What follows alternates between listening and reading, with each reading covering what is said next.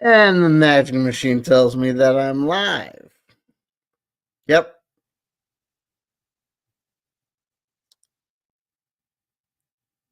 Diversity in dragons is also dragons, our boy J.Scott Garibay.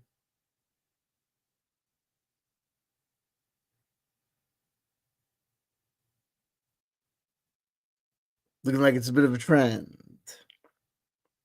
Yeah, that's what it takes in TTRPG land on YouTube. Two guys do it, it's a trend. So,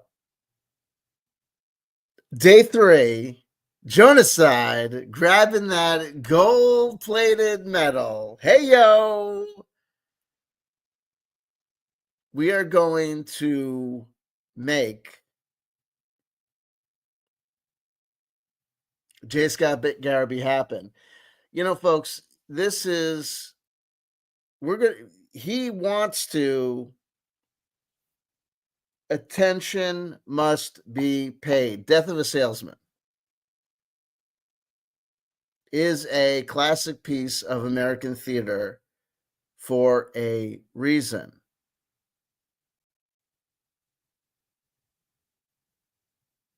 Willie Loman is King Lear. King Lear is Willie Loman. Attention must be paid. Our heart breaks for the knowledge that every life is a story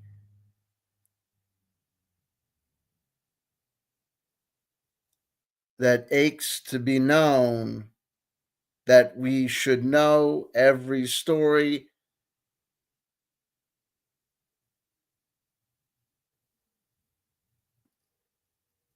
That our story should be known, but how can we know every story?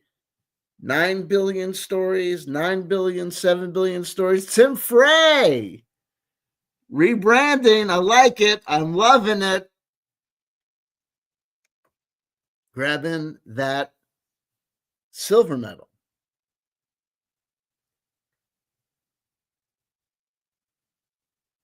Second is the best. We are getting closer to the heart of the matter.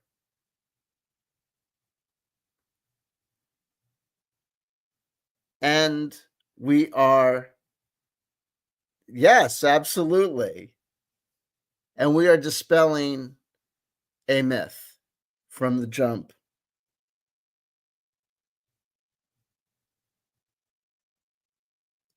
Rules for myself. It's not stalking if all I'm doing is entering a name into the Google search box and not going past page 3. Honestly, Jonaside, grabbing that gold on Twitch. Hey, does that sound like an okay rule? If I enter the Christian name into the Google search bar and don't go past page 3, is it stalking? I don't think so. The dude's on LinkedIn. I'm on LinkedIn.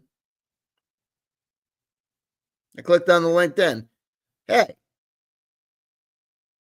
I don't consider this doxing. I consider this dispelling a myth. I'm not going to say anything beyond. The guy doesn't do DoorDash. There are plenty of knuckleheads, I think, on YouTube that have been having their chuckles saying, J.Scott Garibay going all over the place, delivering DoorDash, who probably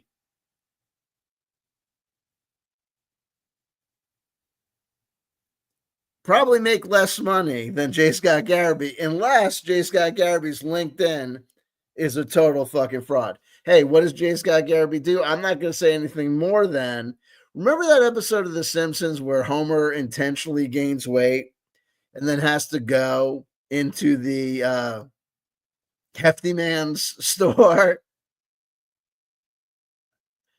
to get, something for his more Zoptic frame. And the salesman comes up to him and says, let me guess, you computer analyst, computer technician, something with computers. And Homer says, well, I work with a computer. Guy goes, how did I guess? Scott does something with computers. Anyway, we'll leave it at that. Tim Frey, my man, is crying out for help. Any attention gets him closer to it. We are getting closer to this, to the heart of the matter when it comes to, hey, suspicions. I've said it before. What is this obsession with Orion Acaba and returning him to the table? My speculation, I've said it. Hey, I think this has less to do with Orion Acaba and more to do with J.Scott Garibay himself. We are, yeah, listen. And also, it's also like DoorDash, and that's also, it's like the hypocrisy of the matter. Look, face it, folks. If J.Scott Garibay was a subscriber to, look, let's take a hypothetical, one of the hypothetical people, one of the many people that mocks J.Scott Garibay in the TTRPG YouTube space, and who rip on him for supposedly delivering DoorDash. If one of their own subscribers and erstwhile supporters was a DoorDash delivery guy, we all know that those people's attitude towards that individual who delivers DoorDash would be, good on you, bro, out there hustling, working it, doing what you got to do to provide. There ain't no difference between the attorney, the doctor, the DoorDash delivery guy, the guy on the line. We're all working, living in America. Wherever you are, in America, in Russia, El Salvador. Good people. The guards, of course, not the people who ship there, that's terrible people, some of them citizens. But hey, possibly, maybe one day. According.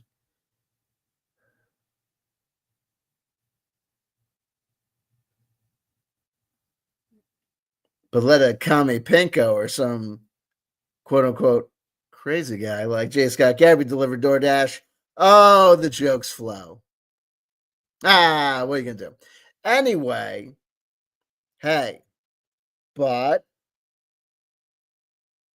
we all know that J.Scott Garibay does behave in a way that can get under people's skin and elicit reactions, because it can be frustrating watching someone say things that are completely disconnected from reality and completely discount the opinions and attitudes of other people. Folks, I've watched a lot of J.Scott Garibay today for this reason, that I somehow think that this is going to be some sort of key to what the people want. And I can tell you, we'll get to it so it doesn't go too long, hopefully. He's very aggressive towards those people who don't agree with him. He discounts the opinions and attitudes.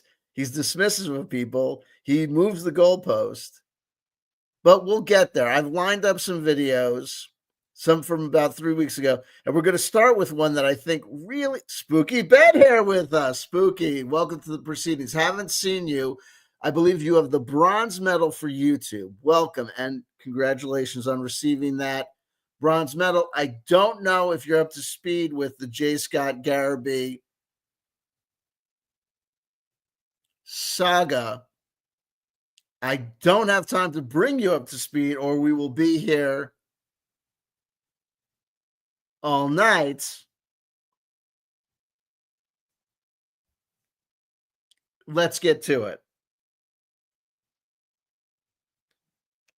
For those not in the know, Orion Acaba was briefly associated with a Dungeons and Dragons Let's Play, whatever, critical role it was successful it had a 10-year run of success.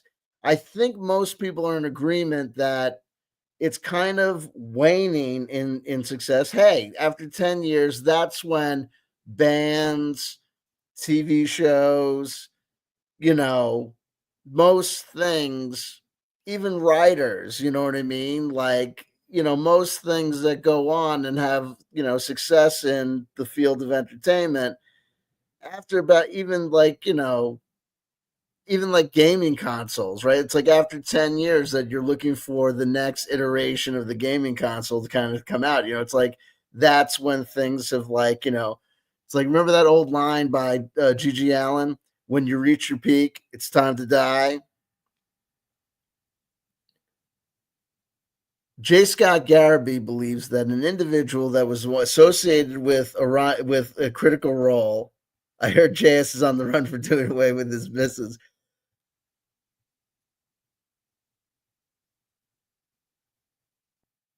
Wow. Well, that's some spooky bed hair. Here's Joe said, my coworker knew about Zero's role in some of the drama when the one guy was kicked off. Oh, here we go. We got some craziness going on in the live chat. There we go, folks. Anyway, we're going to get right to the J.Scott Garibay content. And we're going to start off with a video that tells us, I think, a lot about some stuff. It's going to have to do with lying, and I'm going to pay attention to the language that J.Scott Garibay uses in regards to lying, what he says in regards to how he identifies and why he identifies with Orion Acaba, an individual that we've talked about, was only involved with critical role for the first 27 episodes. J.Scott Garibay believes that Orion Acaba was associated with 72 episodes for some, and he said he constantly is going to suggest it's like if you repeat the lie enough times, it's going to become the truth.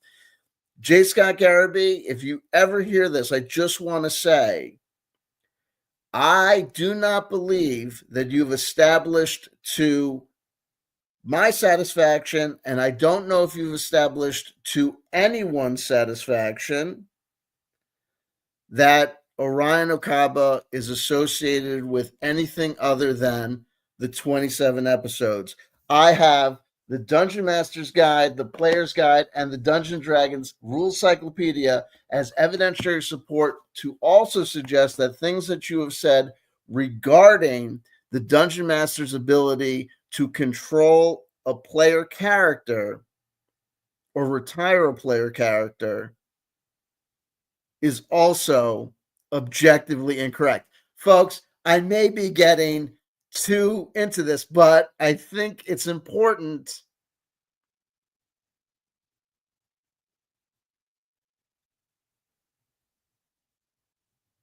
And that may be on me. So here we go. J.Scott Garibay, I just want to let you know that you are in control of your video content and you can say whatever you want to. But the one thing you will not be able to say about my rebuttals and responses that they are merely making fun of you. Christ as my witness, I am going to go through what you say, and where you make a definitive statement of fact, especially regarding the rules of Dungeons and Dragons, I am going to go through them and show where you are incorrect, sir, in black and white. So you will be able to say whatever you want to, but you people will be able to go to my video and be able to say you are wrong about your precious Dungeons and Dragons. So there you go. Here we go. A peek inside his mind, like when Peter Gallagher watches that dirty sex video of Andy McDowell. Oh my God, sex lies and videotape. Tim, you're going back in the day. I saw that bad boy in the theater. In the movie theater, I saw that one. Talk about getting inside somebody's head. We are merging timelines here, folks. We are going deep. I also want to crack on diversity and dragons, that right wing nut, and say, aren't you an accountant? How are you doing streams during tax season? We're 5 days away from April 15th, and you're managing to still do YouTube content? Maybe you should spend less time making fun of DoorDashers and more time accounting. I kid, diversity dragons. Meanwhile, he's like a superstar in the conservative bro place. But the conservative bro place needs to know that there's a progressive guy in progressive TTRPG space who just rides diversity and dragons like he's a lol cow. Hey, everybody is somebody's bitch. And there we go. Here we go. We're going to look at a video called Matthew Mercer Must Bring Back Orion Acaba to Critical Role for Season 4. Let's talk about lying. Let's talk about sex, baby. Before we do that, let's talk about lying. Here we go, folks. I'll be back to the live chat after this. Not a message. Here we go. Here we go. Alley-oop. Here we go. Make sure you see me. Make sure you see that. And then here we go. All right. Hi, friends. This is your pal, Scott Garibay. Fair use, fair use, fair use. Transformative work, transformative work. Bob's your uncle, and we're not making this video to demean or denigrate or do anything like that. We are doing things in the marketplace of ideas. Yep. Today, I want to talk about Orion Acaba and why it's absolutely imperative he be returned to Critical Role for Session 1 of Season 4 as a regular player, not as a guest player. It's absolutely critical. And the reason... Just amazing camera work, first of all, Scott. I just want to tell you that I love it. I love the setup. Why is... And actually... Today, and the reason why I'm passionate about saying this and why I've been saying this nonstop is we have this precious window right now to get it back in. And the reason I'm passionate about this is I am Orion. There we go. I am Orion, right? He is Orion Acaba. There we go, folks. There it is. Done what he's been accused of. I've done what he's been accused of. Meanwhile, remember, folks, when he recites all the things that Orion Acaba is supposedly been accused of, the one thing that he consistently leaves out is bringing a flamethrower, a wrist-bound flamethrower with a live igniter and lighter fluid in it to a confined area, unannounced to a session, which apparently happened right before he was dismissed. Yeah, that'll get you kicked. He's been accused of some terrible things. He's been accused of cheating on rolls. He's been accused of lying during play, right? He's been accused of multiple things. And today I want to talk about the lying part. People have come in and they said, he's a horrible liar. He's a cheat. And then they go on and on and on.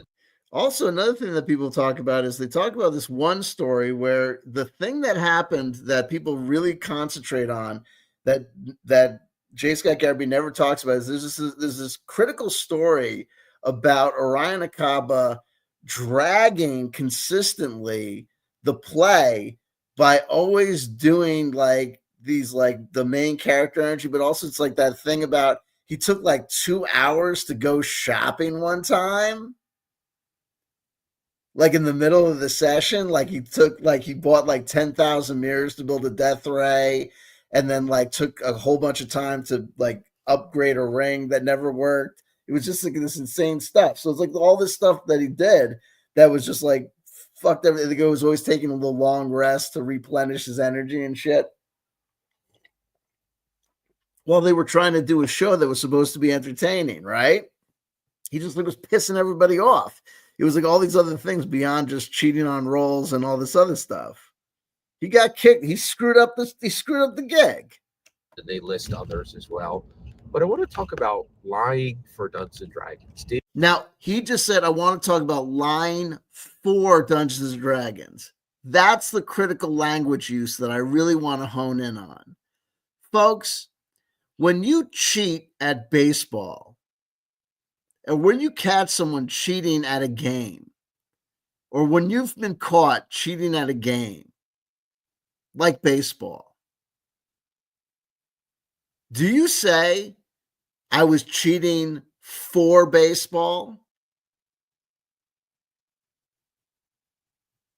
No, you were cheating at baseball.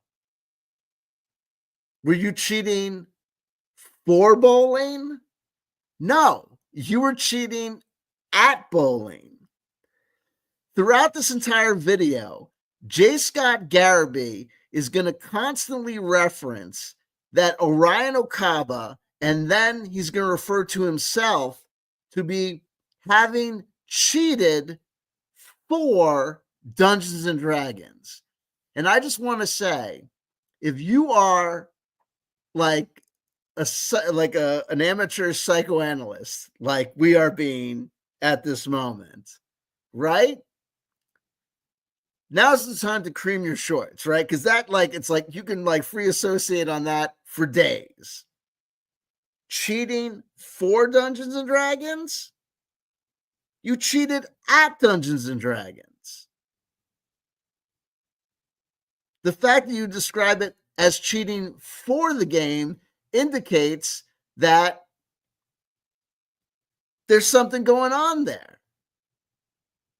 You don't cheat for the thing you're cheating at. You're cheating at something. Did he lie at the table? Did he lie during Dungeons and Dragons? Did he lie for Dungeons and Dragons?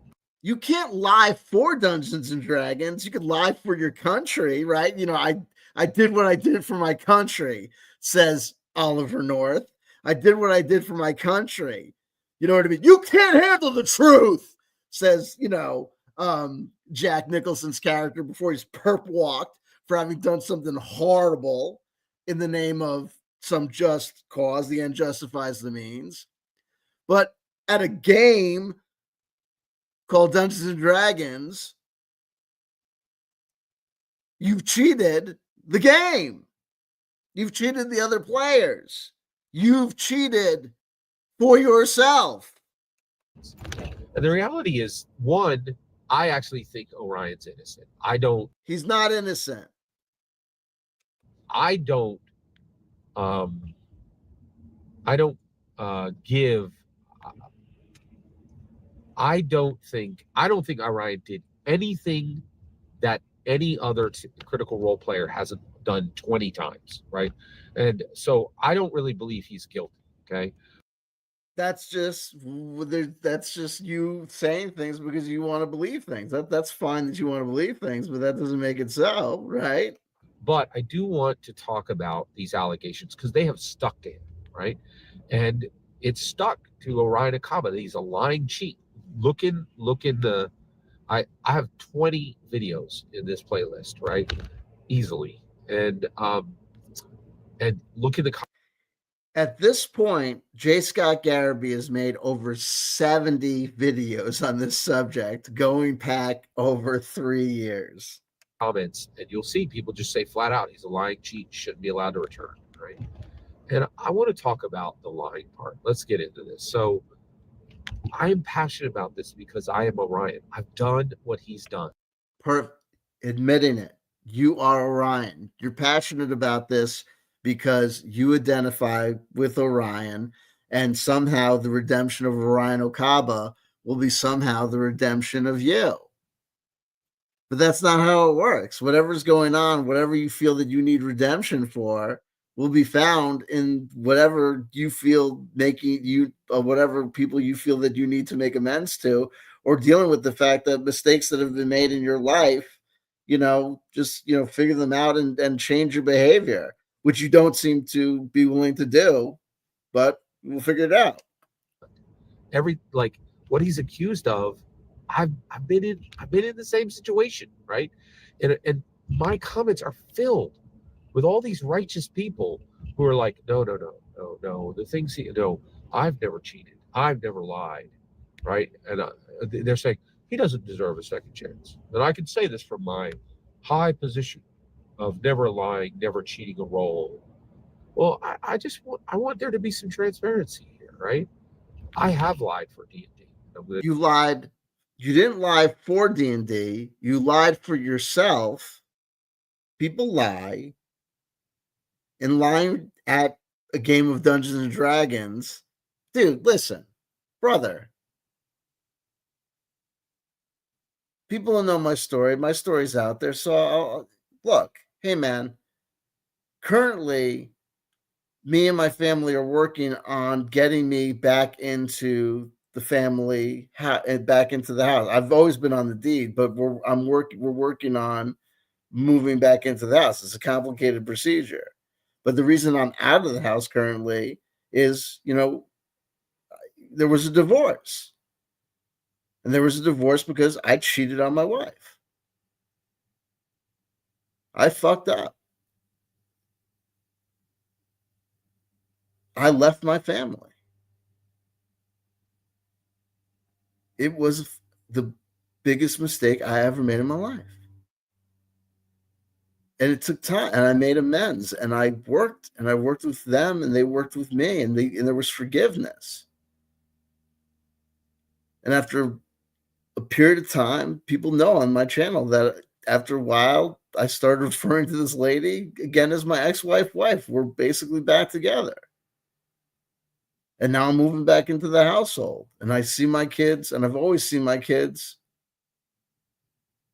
Not like a regular divorced dad only gets to see his kids, once every 2 weeks or whatever. I've always seen my kids like every day because I made my amends and I said, I'm sorry. You know what I mean? We make mistakes. Humans are fallible. But I don't say I cheated for them. I made selfish decisions. We cheat for ourselves. You didn't cheat for Dungeons and Dragons. And the fact that you're saying something so obtusely, so estranged from the normative use of human language, and you're obviously an intelligent person capable of holding down a job and capable of functioning, driving that car, indicates that you need to talk to a professional.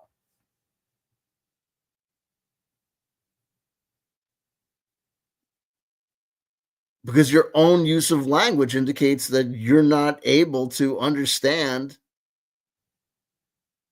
the fundamentals of what it means to cheat at a game. To tell you that story now, and people are like, "Oh, you're just defending Orion because you're a terrible player like him." Yes, that's 100% true. I'm a terrible player, just like Orion Acaba. But my friends have given me a second chance, and they had far less reason to do that than Matthew Mercer and every single member of Critical Role. I think if you had friends that gave you a second chance, we wouldn't be in this position, and you wouldn't be taking this quest up for Orion Acaba. I mean, I think that there's a disconnect there. I'm not trying to take your inventory or talk about your life, but you've told us enough about your life and what's going on. You've reported enough about your play experience, and we all know how hard it is to get a local group going. And people have talked about gaming in your area and gaming with you to know that I don't know that this is the case. It's just Orion is due. He is owed by every member of Critical Role. They've been using his labor for 10 years. What do you mean by that, Scott? I got an entire video that defines the labor he's done for them that they still use to this very day. You can watch that video. You've got multiple videos all over, but you'll say things like that. You've had this video about this, and like there's a video that says this. There's no video that says anything fucking specific, dude. I love you, man. I love you as a child of God, a child of goddess, and a child of the universe, man. But your videos are all over the map. You say all sorts of things. You say contradictory things within the same video. Within one video, you'll refer to Matthew Mercer as the best DM ever. Then you'll call him a piece of shit in the same video. Then you'll say he's the villain. Then you'll say he's done this. Then you'll say you're about to tell us exactly why Orion Acaba is in 72 episodes in every aspect of Exandria. And then you'll talk around in a circle, and then you'll say you've just established a point, which you have not established at all, bro. It's just amazing. All right, okay, let's go. All right. So when did I lie for D&D? Well, it was all the way back in 2010. It was 2 years after 4th edition had come out.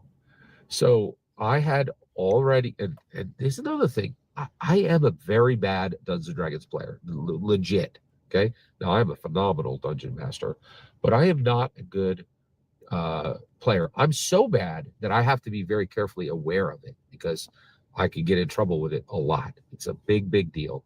All right. So let's get into this.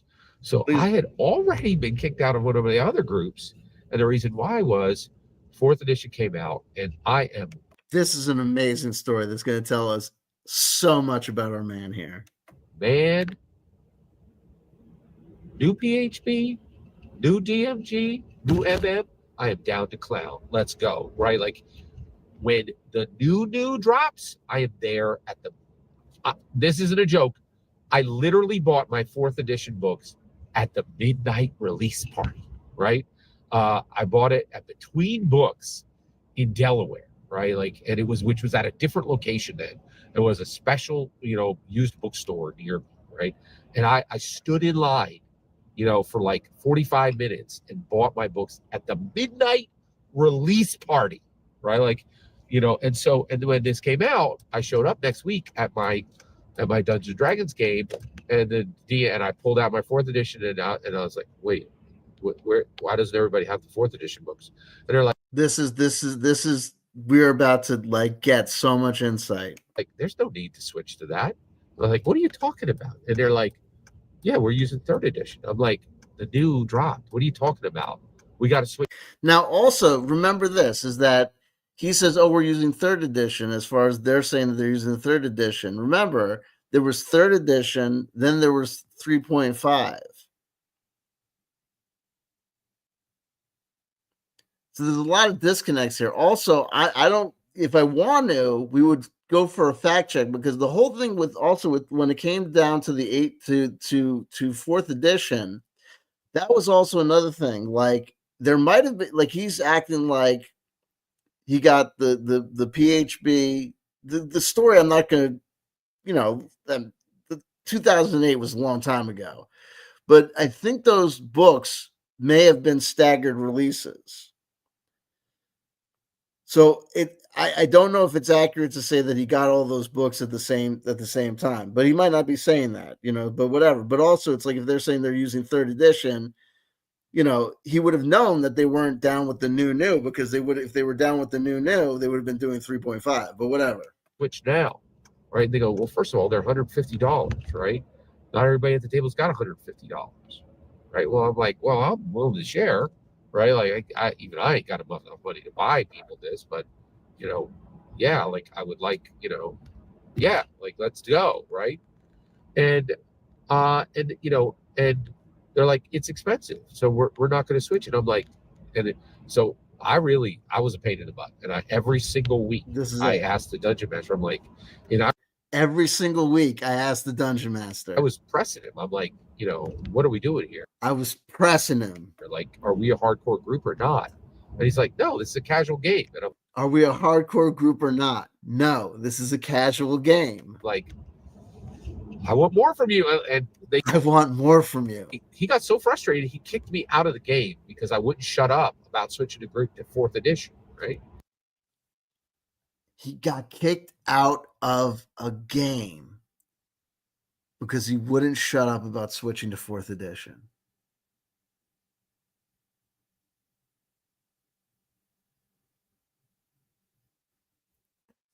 And you need to know another thing about J. Scott Garibay. J. Scott Garibay, one of his fixations is being anti session zero.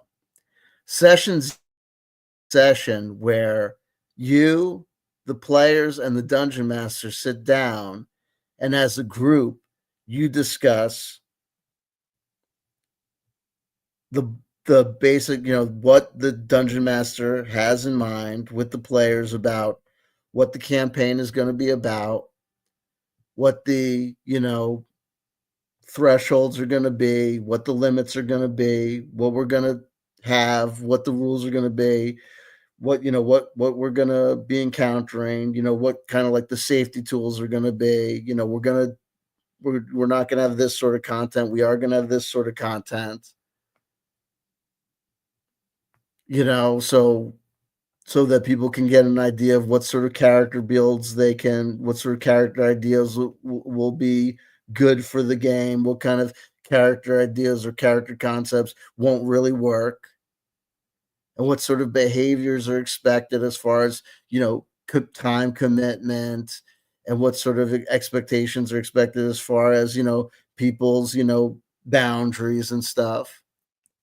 And J. Scott Garibay is the only person that I know that's on record as saying session zero is an abomination. Session zero is the worst thing ever. No one should have a session zero. And I think that's because session zero is where people would encounter J. Scott Garibay saying a whole bunch of stuff where they would have an opportunity to say to him, don't do that. We don't think you should do that. We don't think you should behave that way. Or we don't think this is the table for you. I'm not a great player. I'm really not a great player. I have a lot of sympathy for Orion because my passion for Dungeons and Dragons has got me into a lot of trouble, right? And I'm not even saying I was right. Like, I was pretty hard on the guy. I was like, I can't believe you're not switching to the new stuff, right? And I'm still that way. I literally buy the books day of release. That's fine. It's not, the problem is I would tell a guy, if I could have an opportunity to speak to Scott, I would say the problem is not that you buy the books day of. The problem is definitely not that you are down with the new edition of Dungeons and Dragons coming out, right? That's not the party foul. The party foul was demanding that a table of individuals who were satisfied with playing third edition or 3.5, an edition that you were absolutely capable of playing and enjoying, that they switched to fourth edition because.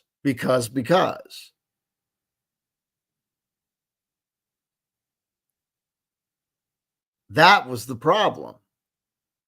And the person that ended up suffering was you. You were the one that got kicked out of the band. You were the one that got kicked out of the table. And you admit that you were kind of wrong.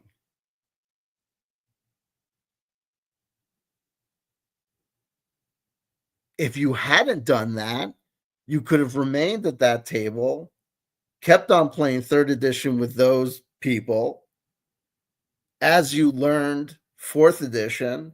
And then when an opportunity to play at a fourth edition table came, you could have either switched or maintained two games. But it's a release party.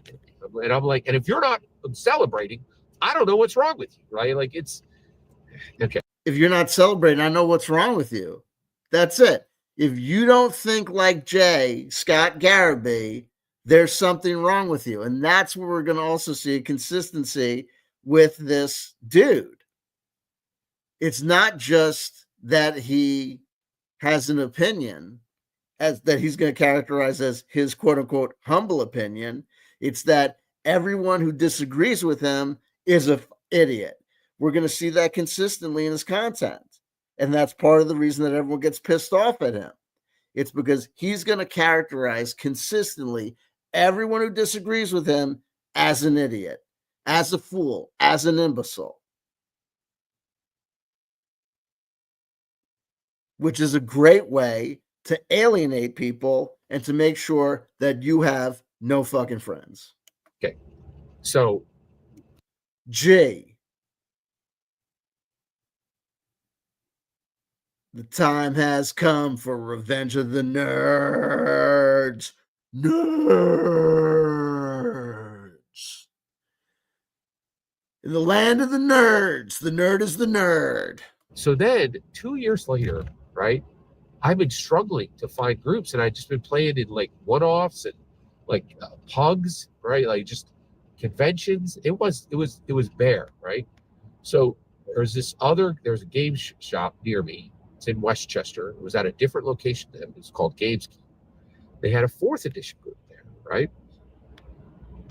The saga continues. We're 2 years later, right? It's 2010 now.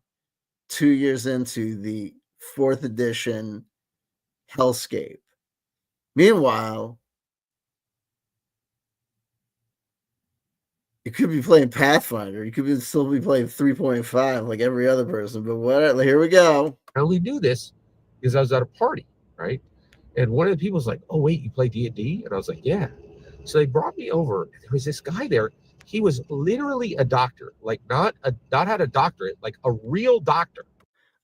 Excuse me. If you've got a doctorate, you're technically a doctor. Doctor. Right? Like, and they're like, "Oh, this guy plays fourth edition over at Gameskeep," and I'm like, "Fourth edition, right?"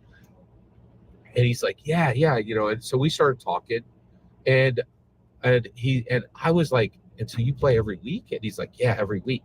And I was like, "Is there any room at the table?" And he goes, Remember, these are grown men, one of whom is an MD, presumably.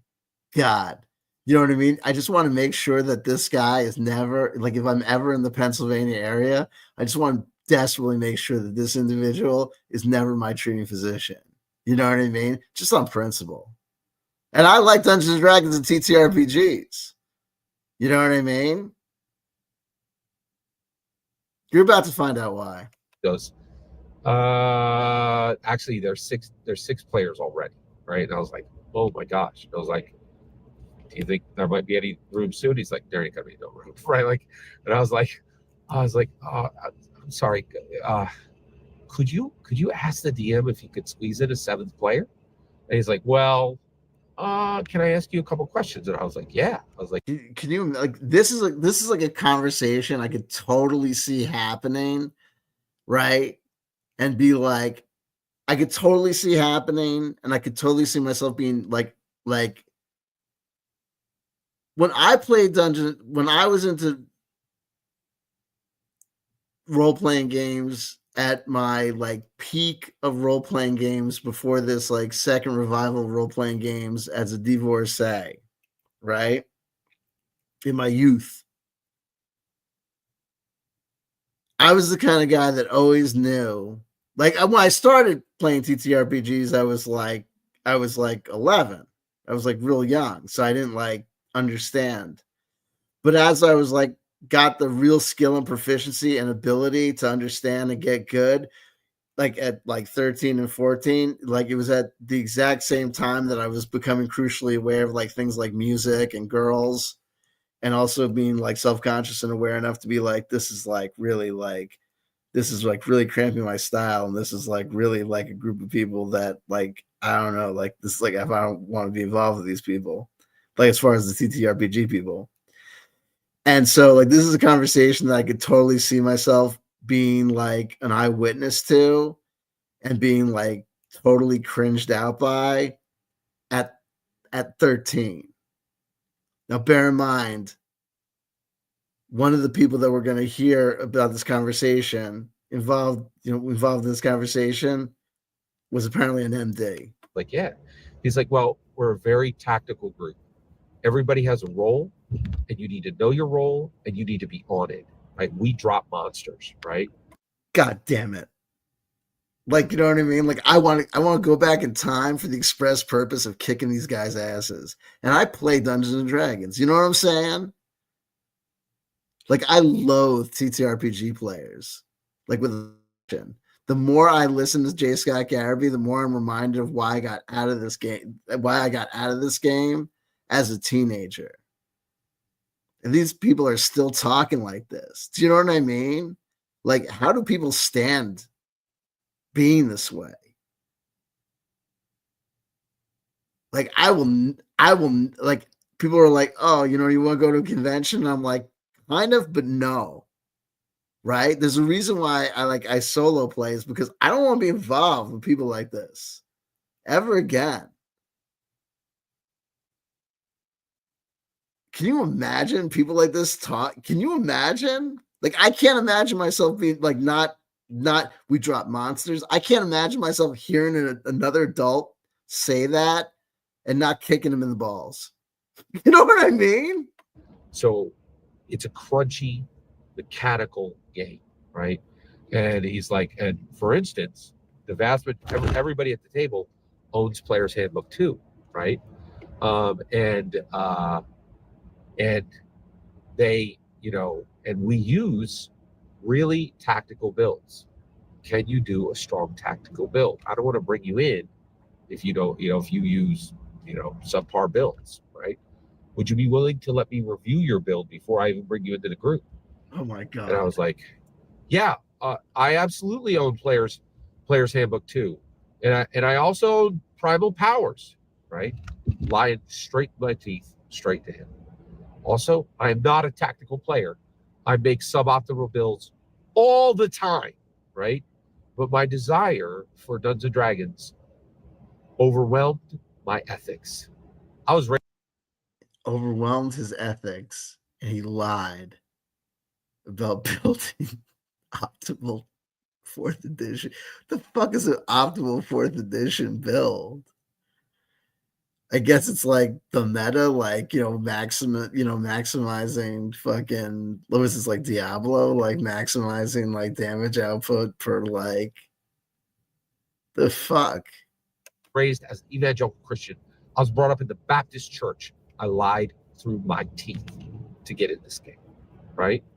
And I immediately rushed home. I shot a man in Reno just to watch him die and to get into that TNT 4th edition game. To show you how deep this lie went, I immediately went home, right? That night. Now remember that this time this is like 2010. So in 2010, this is 15 years ago. I would have been like, wait. So like assuming I'm like 50 now. I'm gonna be 50 in August. This is like my math skills out the window. I'd be like 35. I think like J. Scott Garibay is basically my age. So this is like a 35-year-old dude. I think he had kids before me, so he's like a father at this point, probably. This is a 35-year-old man that we're about to hear what he's about to do, right? When I was 35 in 2010, right? Holy shit! In 2010, I was about to be a father. I had my own law practice, right? I'd done so much shit. You know what I mean? Like, it was like ridiculous. Like, you know what I mean? Like, I'd gone, you know what I mean? Like, it was just like, you know what I mean? Like the shit that this dude's about to describe what he was doing. I mean, like I say, like, it's just like, it's like regression. Like, you know what I mean? It's like being stuck in time. He's about to describe a story that if, if a 15-year-old came to me with it, I'd be like, dude, it's this is the normal part of growing up. It's understandable, and you got to give yourself a break. Or if a guy with like, severe, like, and then I had to wait till the next day at a different shop. I bought so that they wouldn't, so the guy wouldn't report on me. I bought Player's Handbook 2 and I bought Primal Powers, and I scuffed them up on the floor and folded pages in them so it didn't look brand new. I lied. I calculated my lies. I made physical representations of my lies. I mean, at that point in my life, I had severe, like I've admitted, like I'm an alcoholic and an addict in recovery. I mean, so I committed lies and shit too, but you know what I mean? Like comparing my lies to like it's just like,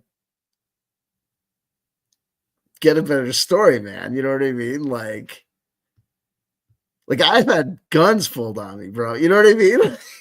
I lied. I lied to everybody at the table. I lied to the dungeon master. I even lied to the store owner. That guy loves me. He knows my family, right? Has been selling me board games for 30 years, right? Probably 20. I lied. That's like 2005. So like that's like he at that point he had been selling you board games for 5 years. He loves you. He loves your family. You're a customer at his store, bro. Straight to their faces, every single one of them. I am a terrible player. I am a liar for Dungeons and Dragons. You're not a liar for Dungeons and Dragons. You're a liar because of Dungeons and Dragons. Dude, I lied, right? I lied to people, right? Because I'm an alcoholic and an addict, right? You know what I mean? Like, that's like that scene in fucking like Half Baked. Like, I suck dick for cocaine. Did you ever suck dick for weed? Like, you know what I mean? Like, I'm not trying to make fun of like anybody for their addictions and shit, but like, dude, you know.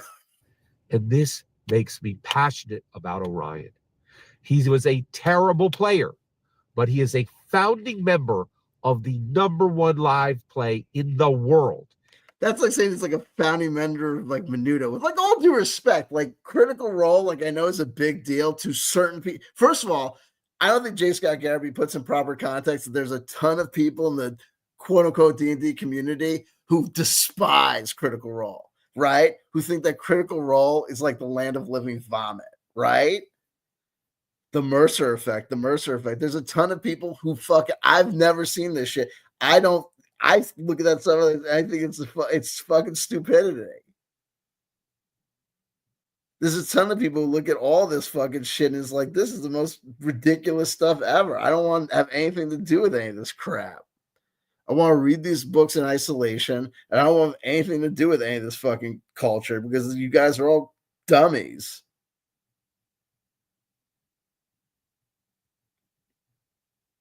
You know what I mean? You guys are all lame. It would not exist without him. They still use his image, his smiling face, Tiberius Stormwind. They use his play style. They use everything he gave them to make themselves wealthy today. He deserves a second chance. I am a liar. I am a terrible, horrible person. You're not, bro. You know what I mean? Like that's the other thing. Like I think that, you know, you have challenges. You got things you need to work out, man. But you know what I mean? I think you're riding yourself a little hard. You ride other people way too hard. And you just need counseling, bro. And you know, quite possibly I have no idea. You know, you might need dedication. You know, it's okay. I lied to all of them. I need second chances. I have so many people getting in the comments saying he deserves no second chances. Well, if you're perfect and if you have never lied for D&D and you've never people don't lie for D&D. That's the thing. You lie. You just lie. You didn't lie for D&D. You may have lied because you wanted to be in a game or because you wanted friends. You didn't lie for D&D. You lied because of D&D. You lied because of your motivation to be a participant in a group. But just like Orion Acaba fucked up a good situation because of other things he had going on, the solution is not to blame or to just say to other people, owe you a second chance. It's to apologize for your mistakes and understand that you can apologize for your mistakes. You can make amends, but that doesn't mean that you are owed forgiveness. No one is owed forgiveness. People are not required to forgive you. And also, sometimes when you are forgiven, that doesn't mean that you get your job back. Ever cheated a role? Go hug your father and give your mother a kiss because they raised you well. Also, we've been over this. It's not just that he cheated on roles. It's just like this thing about, I think you want to reduce it because you identify with Orion Acaba. I think you also want to reduce his actions to just cheating on roles. We've talked about this. He brought a fucking flamethrower to the set. dude. He disrupted a thing that was people wanting to be their paying gig that turned into a success. You want to act as though this thing was a success because of him. It turned out to be a success. Probably the real growth happened when they got rid of his ass.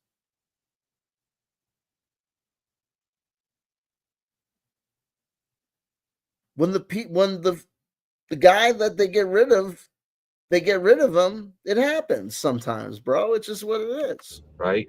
And I had good parents, but I defied their good wisdom because I am broken and I am wrong.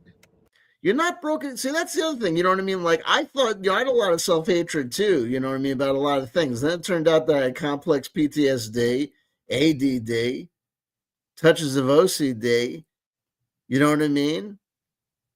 And, a mood stability issue that needed to be medicated.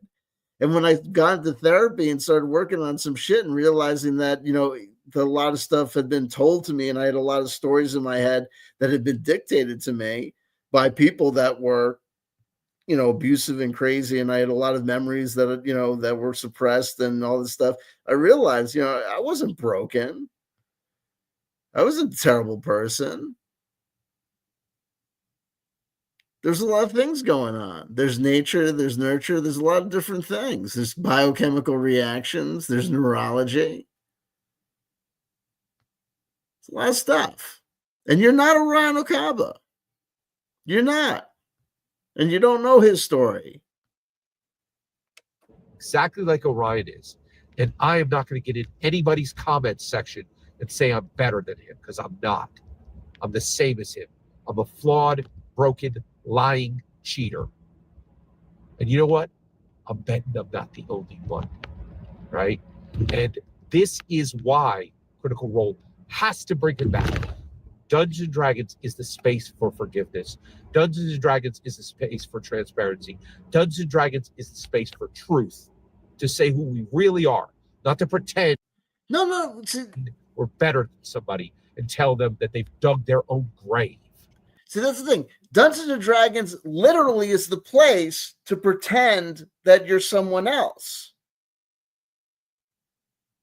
It's not the place for transparency and truth. It's a game. Scott, you have a problem differentiating things from other things. And that's not your fault. That's something going on. And when people like Orion Acaba or you or me make mistakes, we can ask for forgiveness. But people are not required to forgive us. They're not. Look, I'm in active recovery, which means that as an alcoholic and an addict, I realize, having gotten sober and having stopped using drugs, that in clarity, that there are things that I did under the influence that really, really, really, really, really, really, really, really, really, really hurt people. Really, really, really, really, really, really, really smashed up other people's lives.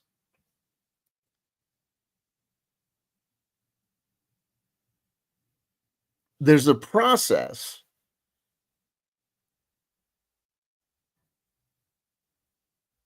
whereby you can go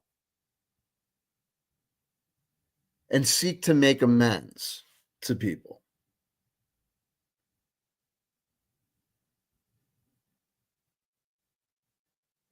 But in that process, as part of that process, what you need to know and understand is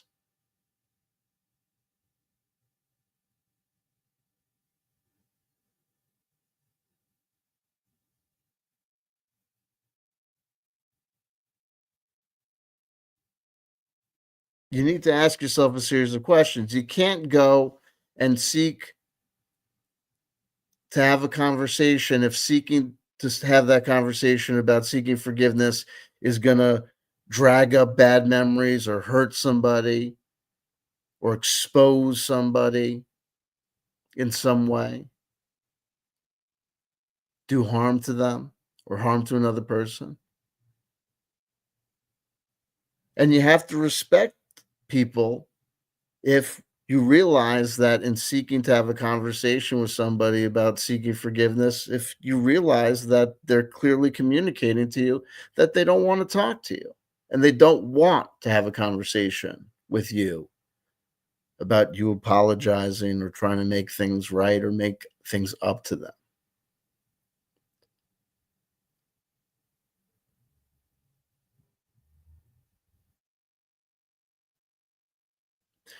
If you're familiar with Steve-O, the guy from Jackass, the guy that used to like, staple shit to his balls and stuff and, run into a wall on a skateboard, all that crap.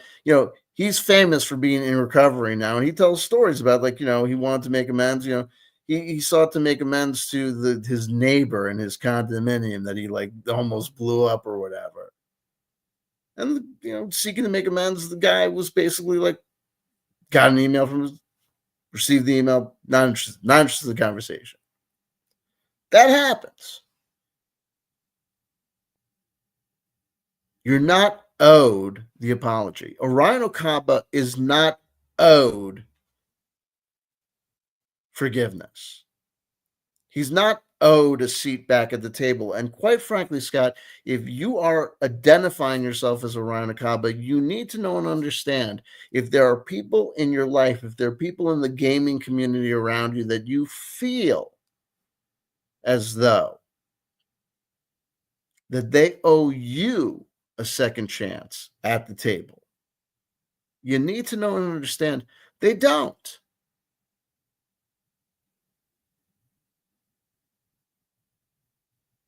No one is required to share your point of view and perspective about Dungeons and Dragons. No one is required to share your point of view and perspective about player characters and the importance of player characters.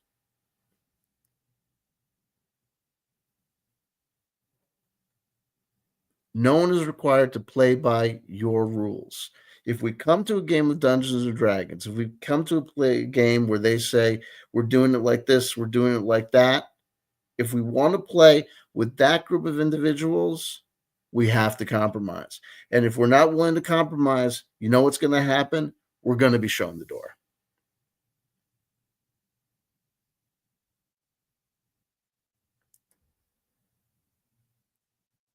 So do you want to play with other people or do you want to be by yourself?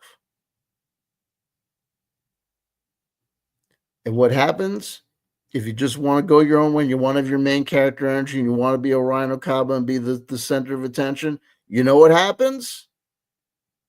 You get kicked out and everyone else becomes a millionaire and becomes parts of Critical Role, and you end up the douchebag who has no entry in Wikipedia. And you know what your solution is? You make peace with that. Or you become embittered.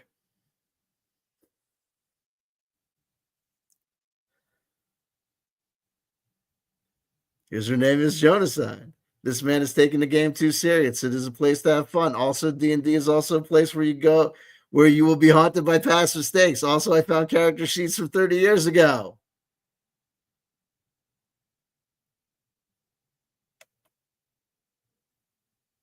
My man grew up in the Baptist church and didn't start lying until he started playing D&D. There you go. Absolutely. Here's another thing that people say that I heard recently. The bigger the Christian, the bigger the problems. There you go.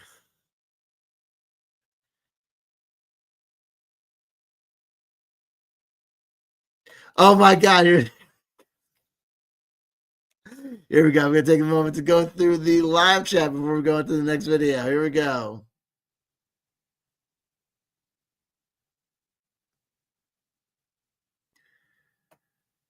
Jonaside, I knew it. Tim Frey, oh my God. I was cheating for my girlfriend, not on her. Pete Rose cheated for baseball. He essayed children for, I don't know.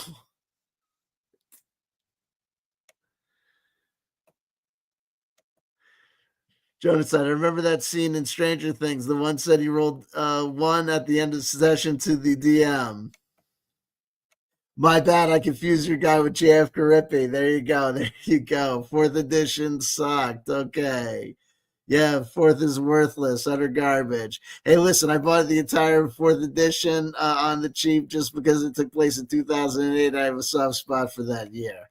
How committed are you to AD&D? I'm as committed as I was to my first marriage. I'm kidding, folks. I'm going back home to AD&D. Listen, house rules. There you go. But I like 3 and 3.5. That's why I like Pathfinder first edition. I had fun playing those. Okay. JSG strategy, your own game, and put it out there. There you go. We got that one. What's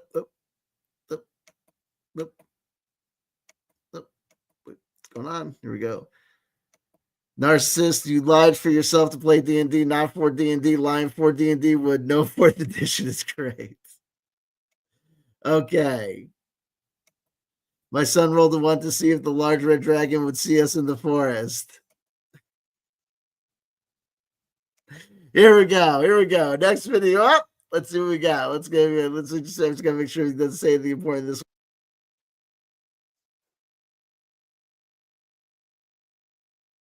Here, we'll go back to this one just to see if he does anything special. Here we go. Guys, we gotta keep an eye on the time. Let's see. We just watched this one, or this is just too precious. We're just gonna keep on with this one for the minute. Saying he dug his own grave. He should go lie in it. And I just want to say also, if you look in the comments, again, this man has a difficult time with reality. I gotta tell you something. I really read his comments. I've watched all his videos. I look at the comments. Believe you me, folks, there's a disconnect between what he is perceiving in his comments and what people are actually saying. If you think people are in his comments saying Orion Acaba should be eviscerated and he should be put in a grave, no, people aren't saying that. People are saying, hey, he got kicked off for this reason. It was better without him. We don't think that. Right?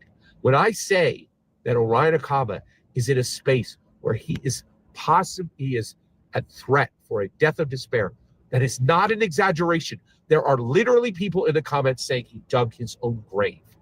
Now listen, Orion Acaba is still working as a voice actor. Okay? He doesn't have gigs all the time, but since being not on Critical Role, he had a role in like one of the Call of Duty games, I think. He had recent work. I mean, hey, being a voice actor is not the easiest thing in the world. Okay? Being any sort of actor is not the easiest thing in the world. But the guy's had work. To say that this guy is at risk of dying a death of desperation and despair is assuming facts, not evidence. But I will say this. If J.Scott Garibay, I would never do it, but if you're telling us that you are Orion Acaba and you keep on saying that you are Orion Acaba and then keep on saying this dude is at risk of dying a death of, desolation and despair, however you characterize it, someone might call for a wellness check because then you're telling us that you're at risk of that. I don't think that's the case because you managed to not make videos on the weekend when you're with your family. So I think you're fine, but you know what I mean? Relax. Go seek professional help. I'm not saying that because it's as an insult. I'm saying because you clearly, number one, you clearly have a problem with differentiating fantasy from reality in a basic way. Number two, you're clearly high strung and have tension issues. Number three, it would give the rest of us in TTRPG YouTube a fucking break. This is real. And if you are getting in the comments and saying he doesn't deserve a second chance, I want you to go look in the mirror. And maybe you're there. Maybe you're better than me. Maybe you're not a lying cheater. And that's just like, and you're also blaming other people. Like we're the sons of bitches. Like we're like we are driving people to death and despair. like we're being jerks to this guy for saying what? That a guy that got this is also the guy got canned from the show 9 years ago, bro. I am. When I look at Orion, I see a man just like me, a flawed. And so you're basically saying, like, you're like the saint who walks amongst us with this air of forgiveness, like Jesus, saying, oh, he's just like us. He's a liar. I'm a liar. So he deserves forgiveness. And you bastards, you cold-hearted bastards, you want to see him in a dumpster, like left behind, abandoned. And it's like, no, like what? You know what I mean? Like, what are you talking about? Lying cheater. I've cheated roles. I've lied at the table for D&D. I've lied. You didn't lie for D&D. You lied for yourself to achieve anyone who cheats at D&D, I've never understood. Why? Because it's a pointless thing to do. Why? Because it doesn't matter. It's a game of make-believe, right? If you cheat at a game where money's on the line, right? You're cheating to achieve getting money, right? If you're cheating, at something where it's like, if you do this, then you do this, then, you get the girl or you get the something, or you get the guy, or you know what I mean? The guy's not going to do this or that. Then you're doing for a game of this. What the fuck? You know what I mean? Like the risk or reward of success or failure of seeing what or what doesn't happen. That's the game. Like that's what you're supposed to be that's the experience. So you're only cheating yourself if you like. Why cheat unless you're like a little kid who needs, I to many people for D&D. For D&D, you're still doing it, kid. You're still doing it. I'm not perfect. Orion's not perfect. He deserves a second chance. What are you talking? He doesn't deserve anything. No one deserves anything. Except people people deserve basic human dignity, respect, and their basic human rights as encoded in the Geneva Convention, right? He deserves not to be taken slave. He deserves not to be sexually molested and murdered and, life, liberty, and the pursuit of happiness. He deserves the rights, ensconced in the U.S. Constitution, right? He deserves basic human rights. He does not deserve a seat at Critical Role. That's not owed to him. That's not owed to anybody. And he specifically deserves it for Critical Role because they pose as being kind and tolerant. You're talking about someone in your life. It's okay. It's clear this is about someone this is about, it's fine, dude. Someone posed in your life as you think that someone is pretending to be someone they're not, that people act like. It's like Holden Caulfield. Like people are fakes and phonies. They act like they're kind and respectful and good people, but then they turn around and sell you out. No, they are kind and good-hearted people. They just told you at some point, Scott, you have to play by the rules. You have to get along with others. You have to, not scream at the table. You have to, do this. You can't do that. And you said, no. And they said, Scott, you can't act. You're freaking people out. You can't do that. Said, no. Right? Admit it. That's what happened. If that's real, they have a chance to actually show it, right? This is real, right? This is most certainly not. I mean, this is real, but it's also not real. They say they're for diversity. They say they're for inclusion, right? They've taken actions to prove that. Are they for second chances? Are they forgiving people? Are they for forgiveness? They might very well have forgiven him, but forgiving him does not mean that they have to take him back and give him another job. It's time to bring Orion Acaba back. And it's time for you to look in the mirror and determine, who are you? Are you? That's it. Like acting like we're assholes if we don't agree with you. Like we're the bastard Philistines, throwing rocks at Jesus as he carries the cross for Orion Acaba through the streets. No, we're not wrong, dude. You like me? Are you a lying cheater who needs a second chance? or are you perfect? Dude, I've admitted, I just in this video said I cheated on my wife and left my kids, okay? But then I made amends and went back, okay? I think I've paid my dues when it comes to admitting that I'm a lying cheat, okay? How many times have I said that I'm an alcoholic and an addict in recovery during the fucking videos that I've made about you, fuckface? I'm sorry. You're out of your fucking mind. You need to take medication. You need to get your shit together. Okay? People have testified about playing with you. You don't want to fucking pay attention. You want to belittle other people that have other opinions about you. Okay? You need to listen. You need to stop just saying that you're an evangelical Christian. You need to walk the walk and talk the talk. You need to listen to other people and respect other people, which means that when someone says something that you disagree with, don't just automatically have something to say. Don't just pay lip service to listening to what other people say. Actually listen to what other people say and realize that you are not correct. You are abstracted from reality on this situation and nearly every other situation you've ever spoken about. Never lied. You never cheated.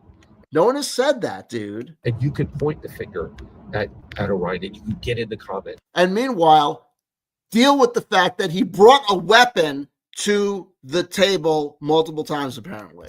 Say he's dug his own grave because you have that own self-righteousness, right? I think I don't know if there's many of you that are real. I really don't. What a judgmental thing to say, right? You don't know if we're real. If we don't agree with you, if we're not seeing the point of view about Orion Acaba, then the only explanation is we're heartless, cruel bastards who just aren't real.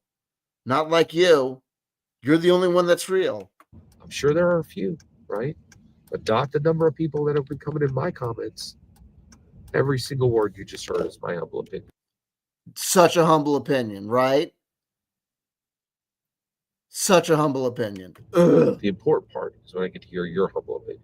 When you get in the comments, send your traffic. Please consider like subscribing and have a fetch millennium. And remember, what does he want you to do? He wants to get you into his comments, right? He wants you to get into his comments.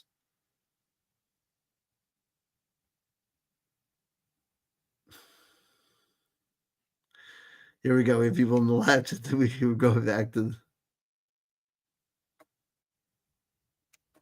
voice acting is easy. The DoorDash. Well, here you go. I was playing a ranger half elf. We came across a farm that everyone was dead. We could kill the cow to help with food. I also was thinking, let's milk it before we kill it. Jonas said, we got a debate about what happened during gameplay. No, Renee, you were a druid. You said, let's milk the cow, then kill it. And you were a neutral good druid. Okay. Tim Frey, I really hope Orion has a decent home security system and keeps his pets inside. Here we go. After bringing the flamethrower to the session. Absolutely. There you go. Here we go. I'm going for another one. I'm going for another one.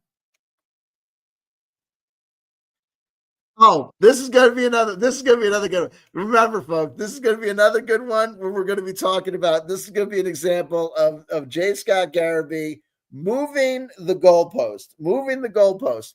Remember, previously, he's talked about, and I have debunked him on the notion that Matt Mercer did this terrible, evil, satanic, beyond the pale thing by turning a player character into an NPC when Orion Acaba was dismissed from the game, and then Matt Mercer controlled Tiberius Stormwind in some capacity, and then also in combat. And then I pointed out that in the new Dungeon Master's Guide, which is now canon, which is now selling like gangbusters, according to J.Scott Garibay, Professor DM be damned, and his horrible minions who hate D&D and want to see it fail, like Matt Glicker, according to J.Scott Garibay. I pointed out that when we look at what to do with absent players, it's stipulated that you can blah blah blah blah blah blah blah. What you got? Where did I get this? Oh, on page 23, group size. Dealing with group size. If you have a group that's too small, you can have a DM controlled adventurer, also known as a DMPC, Dungeon Master Player Character, falsifying J.Scott Garaby's claim that Dungeon Masters can't control player characters. And we also have on the next page, page 24, if there's an absent player, like, say, a player's been dismissed from the table or a player is just merely not absent, we have the line, substitute players. With the absent player's consent, have another player run the missing player's character or run the character yourself if you feel you can do so. Whoever runs the character will need a copy of that character's character sheet and should strive to keep the character alive and use that character's resource wisely. False. Also, I want to point out that in the Dungeon Dragons Rules Cyclopedia, bop, on page, I think it's in this one. See this, folks? See how crazy this dude has gotten me? See how crazy this dude has gotten me? Do you see how crazy this dude has gotten me? Do you see how crazy this dude has gotten me? I know it's like on 180 something. That's how crazy this dude has gotten me. I remember what page this fucking rule is on. Hold on.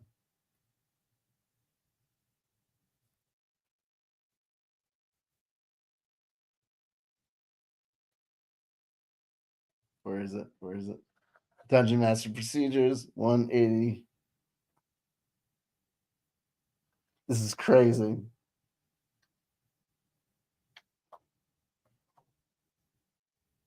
Where was it?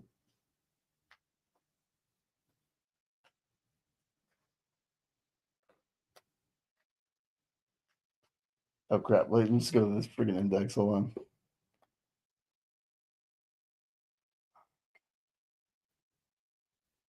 It's retiring characters. Hold on.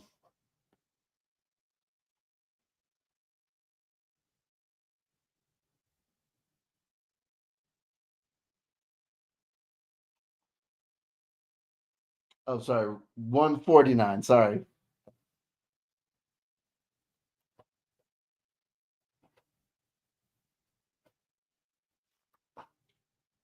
See, Scott, you're not going to win with me. You see, you motherfucker? Go ask Corey Good.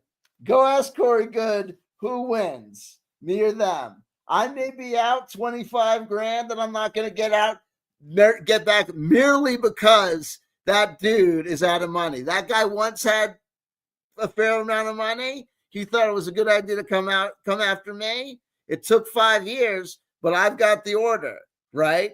The case was dismissed. We have the order for attorney's fees. The only reason I'm not going to get those attorney's fees is because the guy's financially fucking ruined. I'm not financially ruined. I may be out the cost of a small car, but guess what? I still got enough money to buy many more small cars. I don't give a fuck. Check this shit out. Retiring characters. For a variety of reasons, a player or the DM may decide that a character should be retired. A player may lose interest in the character. The DM might then make the character an NPC and have them reappear during later adventures. That character might still rise in levels, but at a lesser rate of experience progress. Discarded characters who were fully developed in the past are ideal for new players who want to play established characters in the campaign. The DM may decide that a character is no longer suitable for a particular campaign due to an excess of money, items, or power, or some other reason. Before retiring the character, the DM should discuss the problem with the player and try to find alternatives. Remember that a properly played but too powerful character may be suitable for another DM's campaign. The point being that the DM can retire a character and take them over as an NPC. So when J.Scott Garibay says that Matthew Mercer has done something that is against the rules of Dungeons and Dragons, when he did just that, J.Scott Garibay has just demonstrated that he does not know the rules of Dungeons and Dragons, unlike me.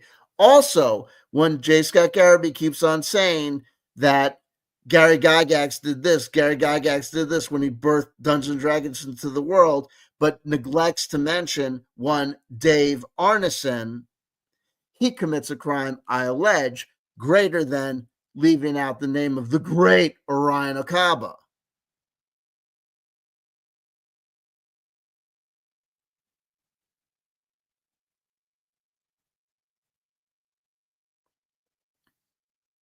Just call me young Jason Bateman, because it's your move. Bitch. Next video. Let's fucking go. Oh my god, I need a chill pill. J.Scott Garibay. Yo, I'm so sorry. Kid, I'm sorry. Yo, okay. That was a bit of a rant.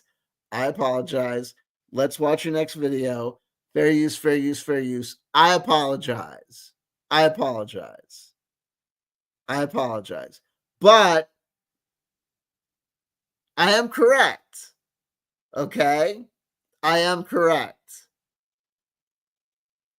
I think your passions for a subject have unfortunately bargled your mind when it comes. That's what, hey, reason enough not to, you know, to realize that you've gone too far and you must be stopped.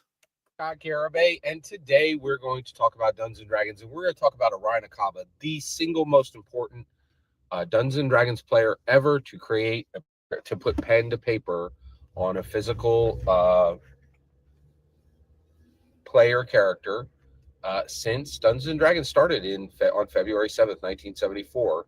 Not when it started. That's not when it started. That may have been when it was first, like, the first units were shipped, but that is most certainly not when it started. Learn your history. When Gary Gygax dropped. Gary Gygax did not do it alone. Gary Gygax and Dave Arneson were the co-authors of Dungeons and Dragons, and it was produced by a team of different people. Learn your history, bro. I'm sorry. You're entitled to your own opinions, but not your own facts. The most powerful secular narrative tool that humans would ever receive, dropped the most powerful secular identity tool that humans would ever receive. That humans would ever receive? That means you have made a statement about all future human endeavors. What a crazy statement. Hey, bro, I don't know if it's the most powerful whatever tool that has ever been produced, secular tool that's ever been produced, but will ever be produced. That is a very powerful statement that I don't think you could support by any stretch of the imagination. I certainly hope it's not the most powerful tool like that will ever be produced, because guess what? I don't want to put limits on human potentiality. It's incredible. So, but today, it's not that incredible. We're going to continue to talk about why Orion Acaba has to return to the Critical Role table. And today is a response to an incredible comment that I got in the comments. And so, one, I need more soda. I'm sorry. Hold on. I'll keep on talking about a bitch in heat. I'll keep on singing about a girl I'd like to meet.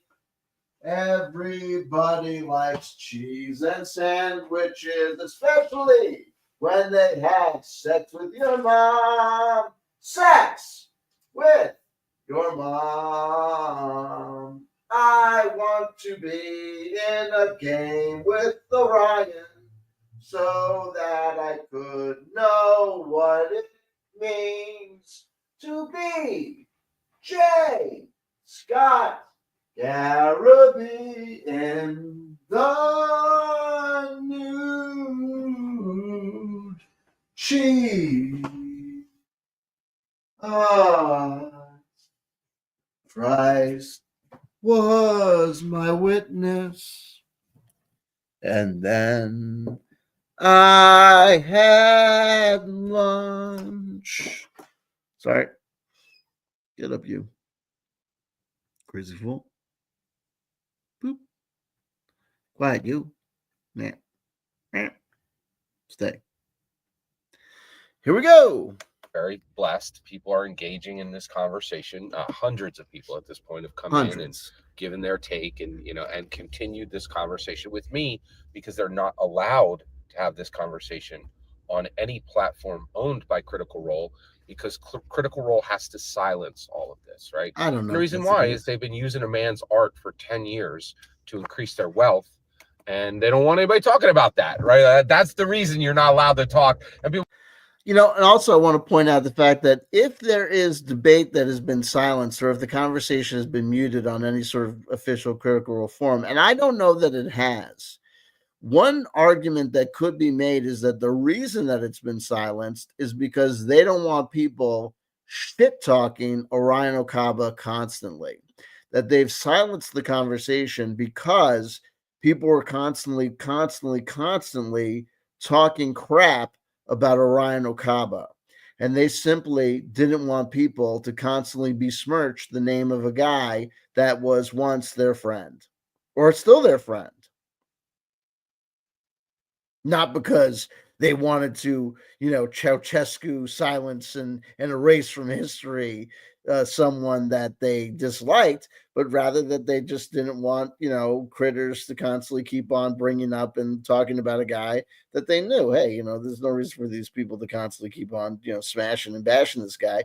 And also because we know that J.Scott Garibay is not a reliable narrator, these statements that he's making about people not being able to have this conversation about Orion Acaba may just not be the case.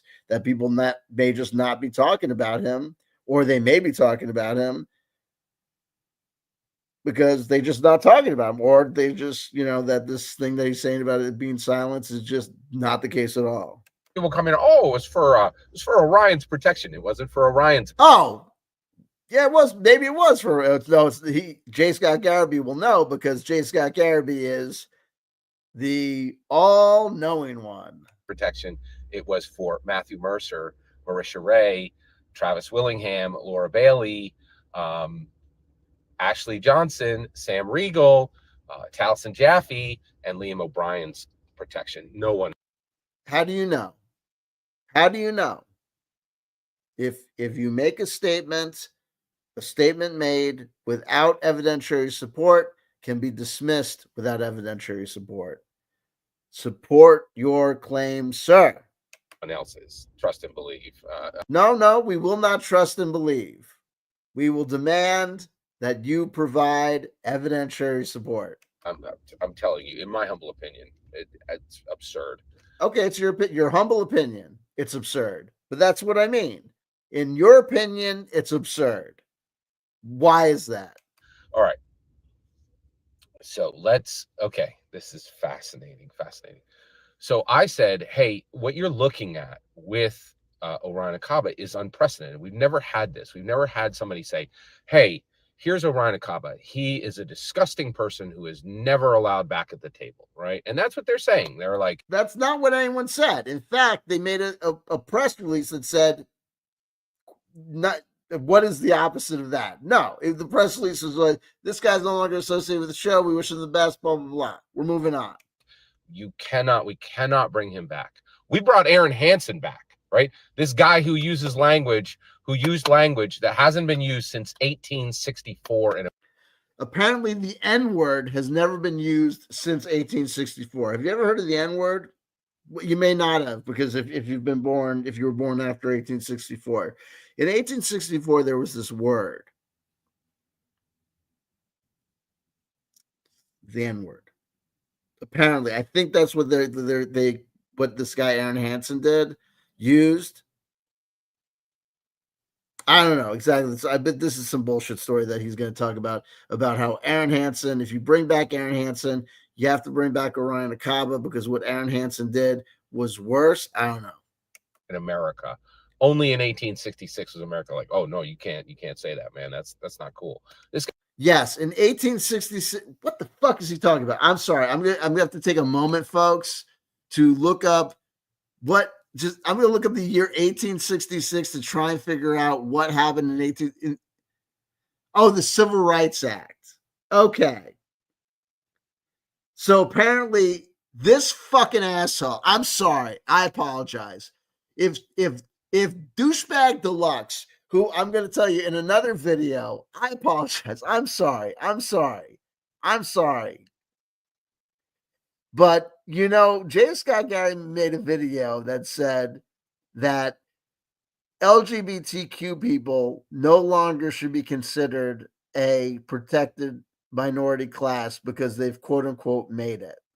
He made this statement this year, the same year that the dude that he voted for, Donald Trump, literally signed an executive order stating that transgendered people needed to be kicked out of the US military. Also, at the same time, Donald Trump had made pronouncements saying that they were going to make affirmative moves to get rid of gay marriage.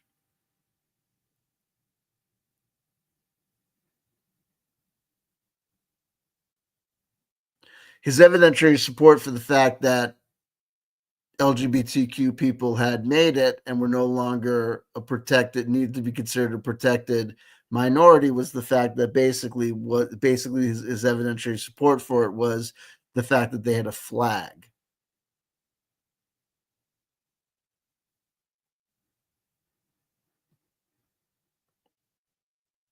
It is these sort of statements that I think means that J.Scott Garibay has graduated to the level of King Cobra JFS, Darkside Phil, Foodie Beauty, Amberlynn Reed, Von Helton, levels of LOL COW status. And he deserves to be recognized as such. this guy's like he's regressing American speech back to 1864, right? Yes. That's what Aaron Hansen did. Because there's no other exemplar that we can think of. And Critical Role, they're eating the cats, they're eating the dogs. was like, oh, come on in. You think the water's fine? And you're like, what? Like, but Orion Acaba, no, that's a bridge too far. I'm sorry, can't bring you in. Didn't you cheat on dice rolls?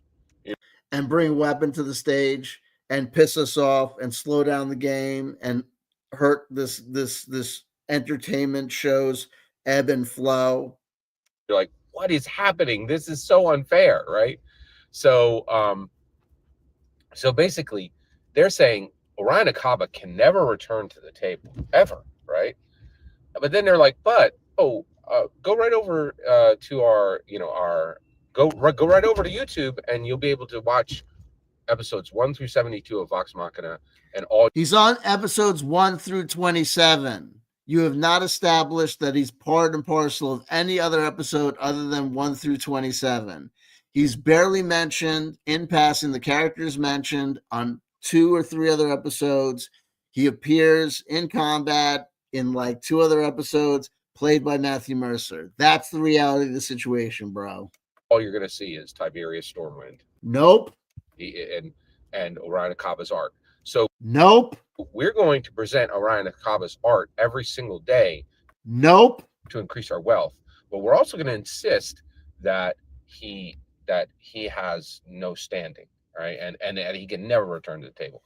Well, somebody come in and so basically I'm like, you can't do. And then I also discussed that Matthew Mercer stole Tiberius Stormwind and then he changed him from a player character to a non-player character, right? And I'm like, that is theft. That is cultural theft, right?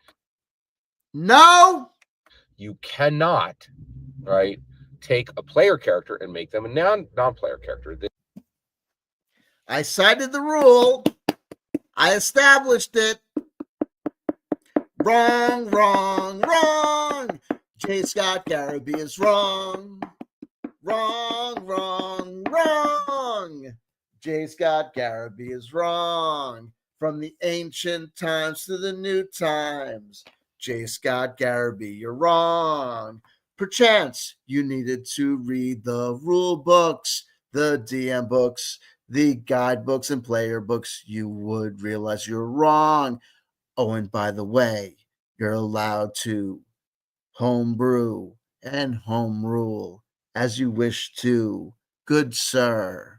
So you're wrong, wrong, wrong all day long. You frustrating child of God. May he have mercy on your soul. This is why you have no friends. This severs what the Dungeon Master Guide says. The Dungeon Master Guide is like wrong, wrong, wrong, wrong, wrong, wrong, wrong. Thank you. If you like hearing me say and proving over and over again that J.Scott Garibay is 100% wrong, as I have done in this video and every video before, please, please, please don't forget to like, comment, and subscribe. Clip these videos up as you wish and support me on spraying those clips on social media. Don't forget to like, comment, and subscribe. It really helps me in the so-called algorithm. Thank you. Also, take a look at the description box below. Many other ways to support me as well. If you have extra money to throw around because you are a baller. Like, hey, player characters are made by players, and dungeon masters get to make NPCs, and dungeon or DNPCs. Masters control everything. They control the environment, they control the non-player character, but there's one thing they do not control, and that is player characters. It's in not necessarily every DMG. It's in every. Nope. And the language is a little bit more obtuse and not as clear in the 2014 version, but also in the 2008, as we mentioned, 4th edition. It is in there as well. The DM most certainly can control NPC adventurers and can take over and retire player characters. So, go. Every PHP, okay? It's even reinforced within the monster manual, right? It's like, hey, there's a division, right? This. Nope.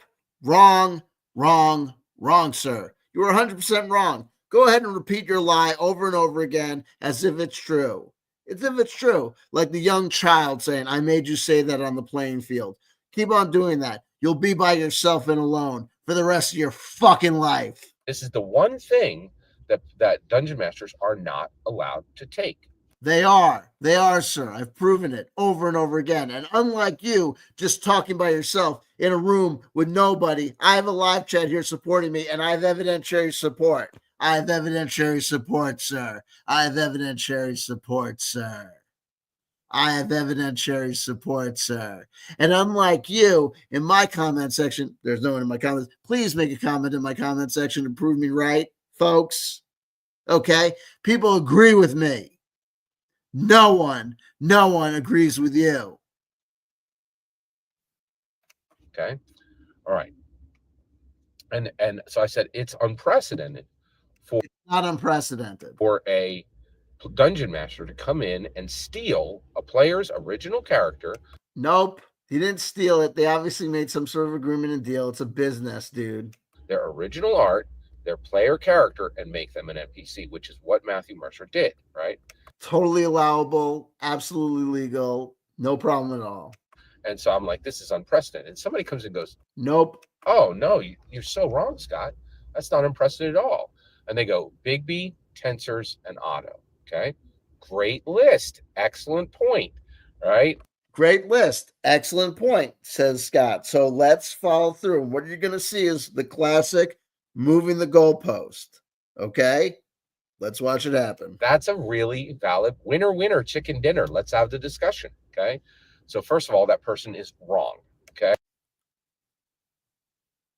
Let's hear how that person is wrong. They're not wrong, of course, but let's hear Scott tell us how they're wrong. Okay. But they have one little element of rightness, and their comment was so powerful it prompted this video, right? So first of all, Bigby was not a player character that got turned into a non-player character. That was a non-player character that was turned into a player character. It was created by, and there was no ownership swap, right? No ownership swap. So that's somehow the distinction. Again, moving the goalpost. Oh, no. That was a non-player character that got turned into a player character. First of all, it doesn't matter. The whole conversation is a nullity because the central point is nullified because the central premise of the original point is incorrect. DMs can retire PCs and take them over and turn them into NPCs. DMs can play player characters. And DMs can take over player characters when the original player is not present at the table. Established. F your mother. It was created by Bigby was created by Gary Gygax as an NPC, and then transitioned into a player character later and played by Gary Gygax. Okay, Otto is in Otto's Irresistible Dance, but we don't know who played Otto. Okay, so that one doesn't count. But what does Tensor? Tensor gets the person's point across. Okay, Tensor, that was a situation, right? Tensor was played by Ernest Gygax, Gary Gygax's son. Okay, now Ernest just died. He just literally just died this year. They had a memorial at GaryCon, just like Kelsey Dion was there. You know, shed tears over his body, right? I'm not sure if his body was there. All right, so at this point, you know, he was there. Okay, actually, they did his memorial there, right? And Ernest Gygax was there for years. He was at GaryCon 4 years, right? For many years. All right, now get this. This gets really interesting. So this is a situation where, but even here, the commenter is still wrong, okay? So Tensor was a player character who then went into the player's handbook in Tensor's floating disk, right? So now this is similar, right? Gary Gygax comes in and uses Ernest Gygax's material to increase his wealth, right? He's like, Tensor's floating disk. That's your player character. You made up Tensor, but I'm going to use him in my material, right? And that is exactly like what Matthew Mercer is doing. The difference is Gary Gygax didn't then go, oh, Ernest Gygax is a big jerk who can never return to my table, right? That's how you understand. So that's moving the goalpost. The difference is that's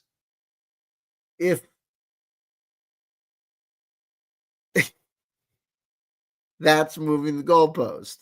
It's the exact same factual scenario, but Gary Gygax didn't commit this moral and ethical harm of kicking the original player away. That wasn't the question.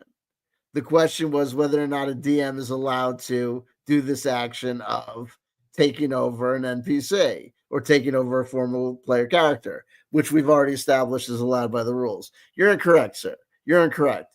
The person who asked the question was correct. The person who made the post and put the comment in was correct. You are the one who was incorrect, sir. What Critical Role is doing is so horrible, right? It's not horrible at all.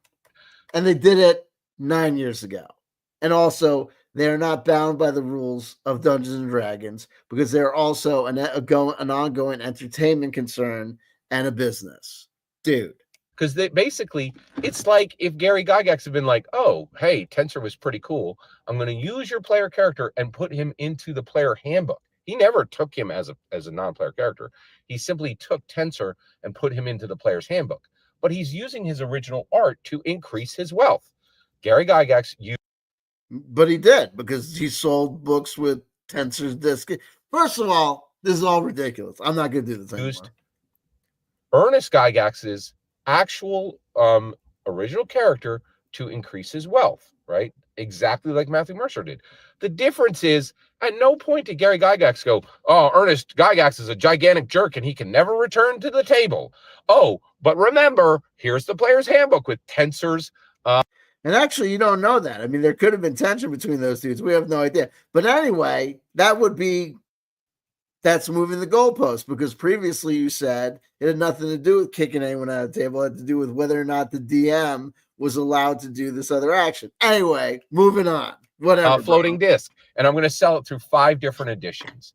And that's exactly what Matthew Mercer is doing today. Oh, Orion Acaba can never come back to the, never, ever, ever come back to the table. Horrible person. The absolute villain. He never said anything about Orion Acaba. He never said that Orion Acaba was a horrible person. You are putting words in Matthew Mercer's mouth, which, my friend, the evangelical Christian, is bearing false witness and lying again, and lying against another person.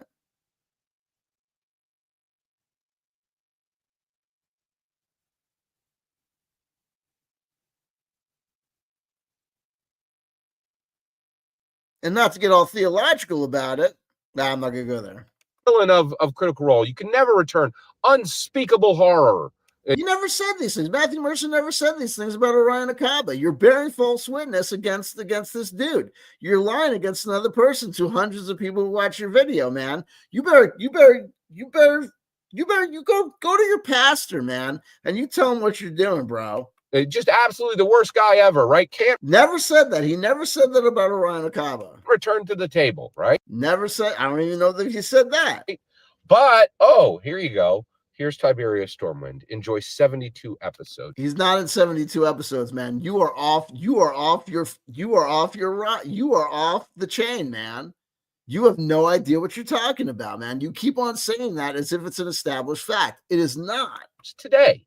So yes, I'm saying Tiberius Stormwind, which we've marinated the entire Alexandria world in the broth of Tiberius Stormwind. No, we have not, dude. That's good for you. And you could take that in and you could keep increasing my wealth with his art, but he's a terrible dude.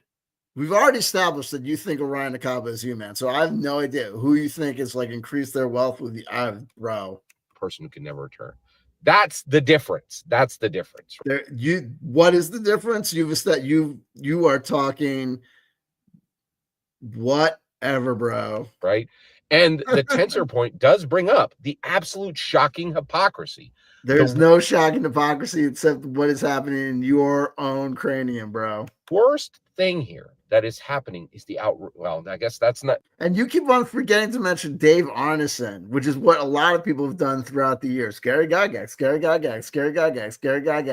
He did not do it alone. It was Gary Gygax and Dave Arneson. Gary Gygax kicked out Dave Arneson before Gary Gygax was kicked out himself. A lot of people come bring that up and say, you know what I mean? You reap what you sow. Dude, it is what it is, man. Orion Acaba was there for 27 episodes. Then he got kicked out. You overly identify with Orion Acaba because people kick you out of games constantly because you will not seek the advice that invariably you've heard throughout your entire life, which is go to a doctor. The second worst. The worst thing that is happening here is the cage of shame that puts, in my humble opinion, Orion Acaba in very distinct danger of a. Keep on saying that. People are going to do a wellness check on you, bro. A death of despair. It'd be making him an American male who the whole culture is saying you don't get a second chance. Look this up, man. And those guys, by the millions, are finding the dumpster, putting themselves out there at the end of the night, at the middle of the night, and just freezing to death before the day. And then when they find a popsicle dude, right, they're like, oh, it's just another American male who wanted a second chance but didn't deserve them. And the entire culture is comfortable with that, right? The entire culture is not comfortable with that. What the heck is it? Let me look this up. Death of despair. Death of despair is a term. This is AI overview. Deaths of despair is a term used to describe deaths from suicide, drug overdose, and alcohol-related diseases. It is often used to describe the rise of immortality among middle-aged white Americans since the late 1990s. However, the term is also used to describe deaths of despair among other groups, including Black Americans and Native Americans. Cause of despair: substance use. Drug overdose, alcohol-related diseases are major contributors to deaths of despair. Suicide, feelings of hopelessness and isolation can lead to suicide, especially for those who have lost their jobs. Economic factors, discrimination, poverty, and lack of access to health care.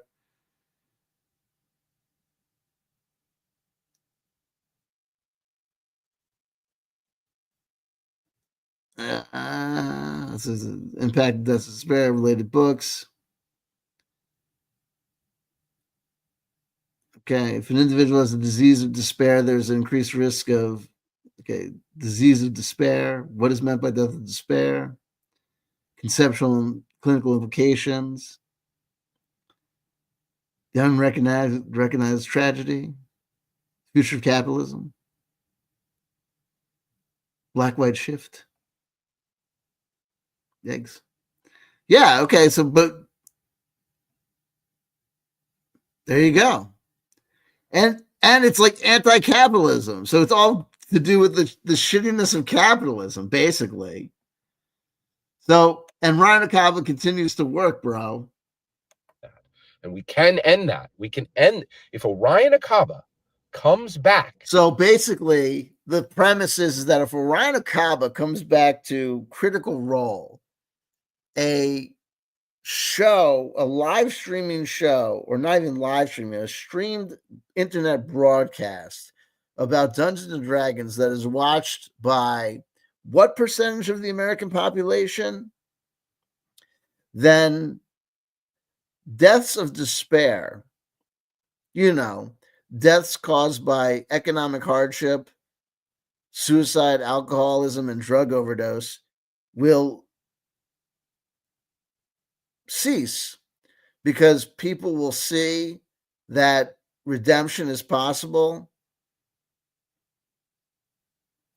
I would say to J.Scott Garibay that I don't think that that's going to have a significant impact on deaths of despair, considering what's happening to the American economy due to the man that you voted for, one Donald J. Trump. Not to get political about it, but go fuck yourself, you motherfucking human being who is a flawed human being just like myself. I apologize. That was a blurt and an outburst. It's getting late. I'm going to have to stop, right? That's the clue. I love you, Scott. They say staring into the abyss. You stare into the abyss until the abyss stares back. I'm not going to die a death of despair. I don't want you to die a death of despair. And if there's anyone who voted for Donald J. Trump, your right and your ability to select the president of the United States is your right, your sovereign right to vote for who you want to vote for. But he did say he was going to do this tariff thing. And let's face it, folks, the reason that there's not manufacturing in the United States of America is because, hey, they didn't want to pay Americans what Americans need to be paid to make shit in America, because people wanted to buy cheap shit.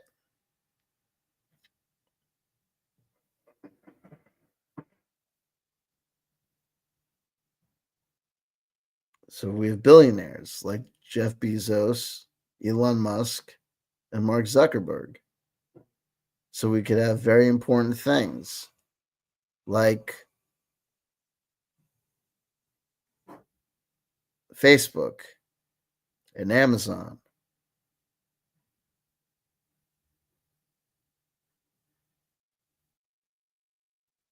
And whatever it is exactly that Elon Musk does.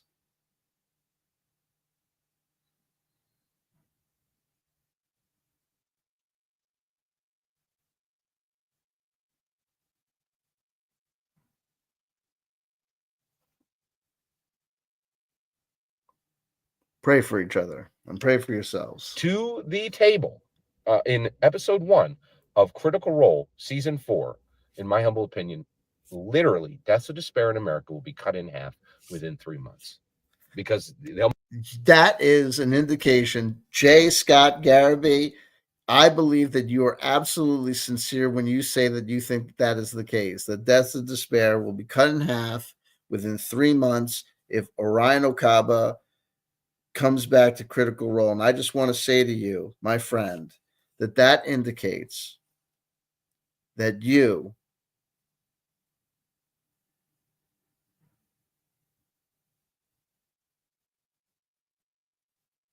have a cognizable and recognizable, and I'm saying this as a layperson and as an amateur, and I'm not a mental health professional, but the fact that you articulated that statement as a grown ass adult with a college degree and multiple degrees from fair enough, the University of Phoenix,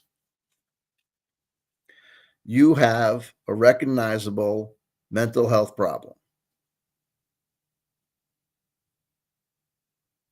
Because a lack of intelligence won't explain it. And that is an absolutely insane statement.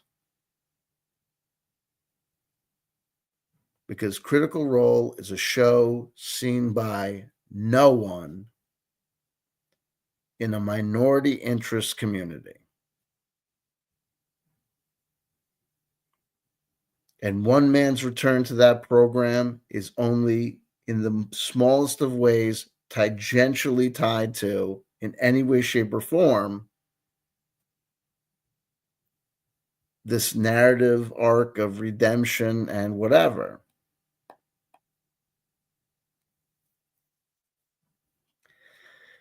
In the Grateful Dead Tarot deck, the 10 of Bears is the equivalent of the 10 of Discs, right? Or the 10 of Pentacles. The happy home, right? I think. All good things. Big time completion.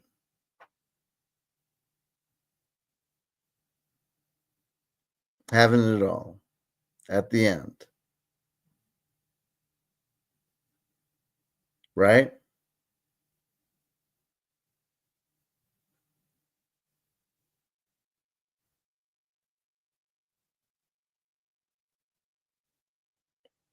Great end to the story. The old man shares the wisdom with the family and reflects and can see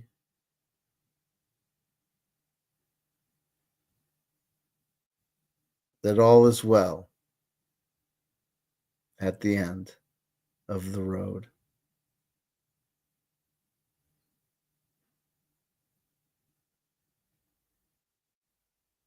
The next generation is coming up.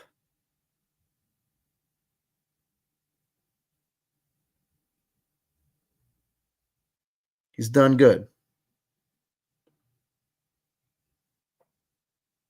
He's got wisdom to share. He's got a family to share it with. It's not a card of death and despair. It's not a card of death.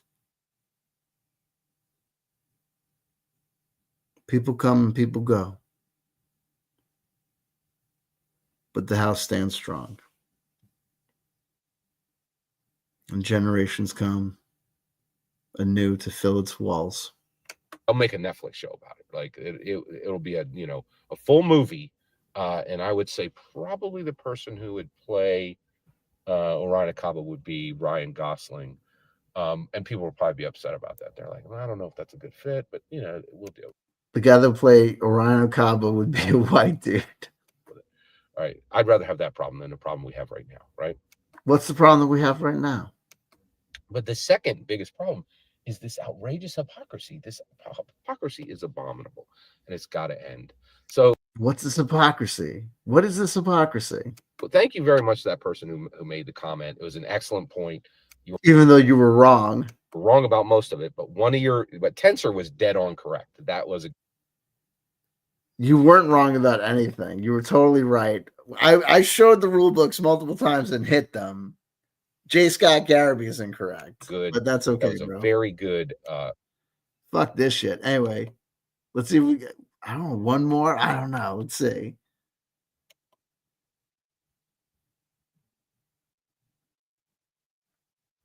Is he a legendary player, though? Nerd. Okay, fine. Sure, CW. You're right. See, that's the thing about text, Renee.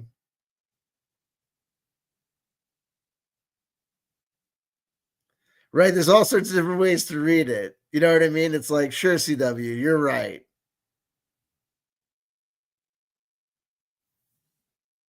Humble opinion? No, yeah, I agree. Yeah, that one. Anyway. Oh, and I closed all the. Did I close all the windows? Anyway, I think I closed all the windows. Let me see what happened here.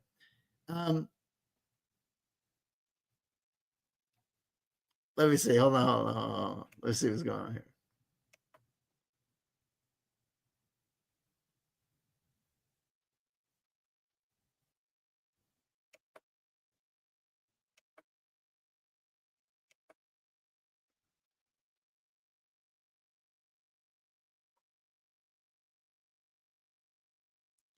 Do. Bop, bop, bop. Boo-doo-doo-doo. I suck my dick and I want to die. Let's see. Let's see. Let's see what this one is. I think I have one more video in this playlist. So let's just do one more. Let's do one more. We already made a 2-hour stream. My God, this is ridiculous. My life, what I'm doing here. This crap.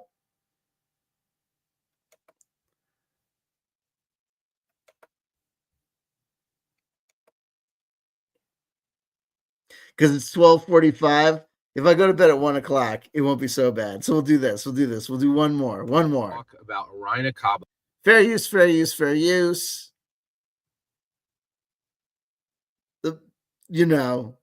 Yada. And I'm going to lay out exactly for you how and why Critical Role no longer has a choice and has to. They have no option. They have no option. They no longer have a choice. There is no other choice. No option. No option. That's what absolutism. There is no choice. His way or the highway. But to invite Orion Acaba back to the table for episode 1 of season 4. They don't have any option. They have no options. No options whatsoever. They either do this or what? They don't have any choice because we get that. No, we get it. We understand the opposite of no choice is no choice. Because of the world they've created. And what I'm saying is that they paved a yellow brick road that only leads to Orion's return. All right. And does it? What will happen then if he doesn't come back? What will that mean? I would suggest that would mean that your premise is falsified and that you would therefore be proven to be a person who doesn't know what they're talking about. Will you admit that then?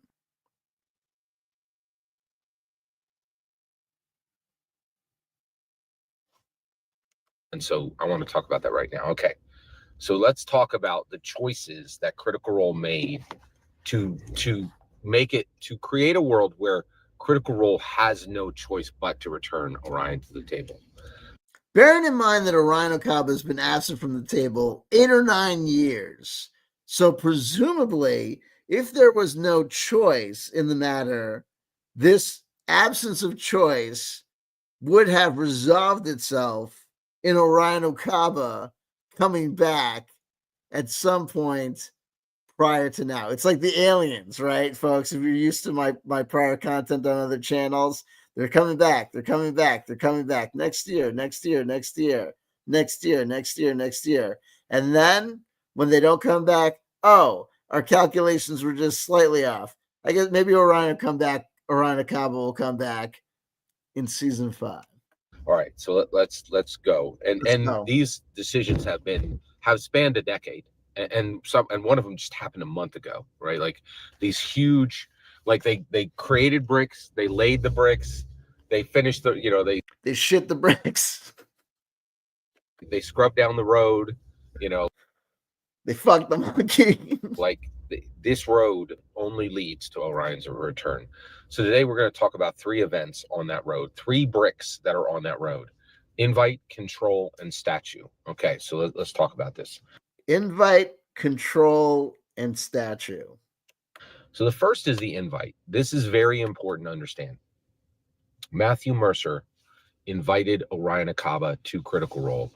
This is really important to understand. Orion didn't ask to be in the Critical Role milieu. He didn't ask to be involved in the absolutely massive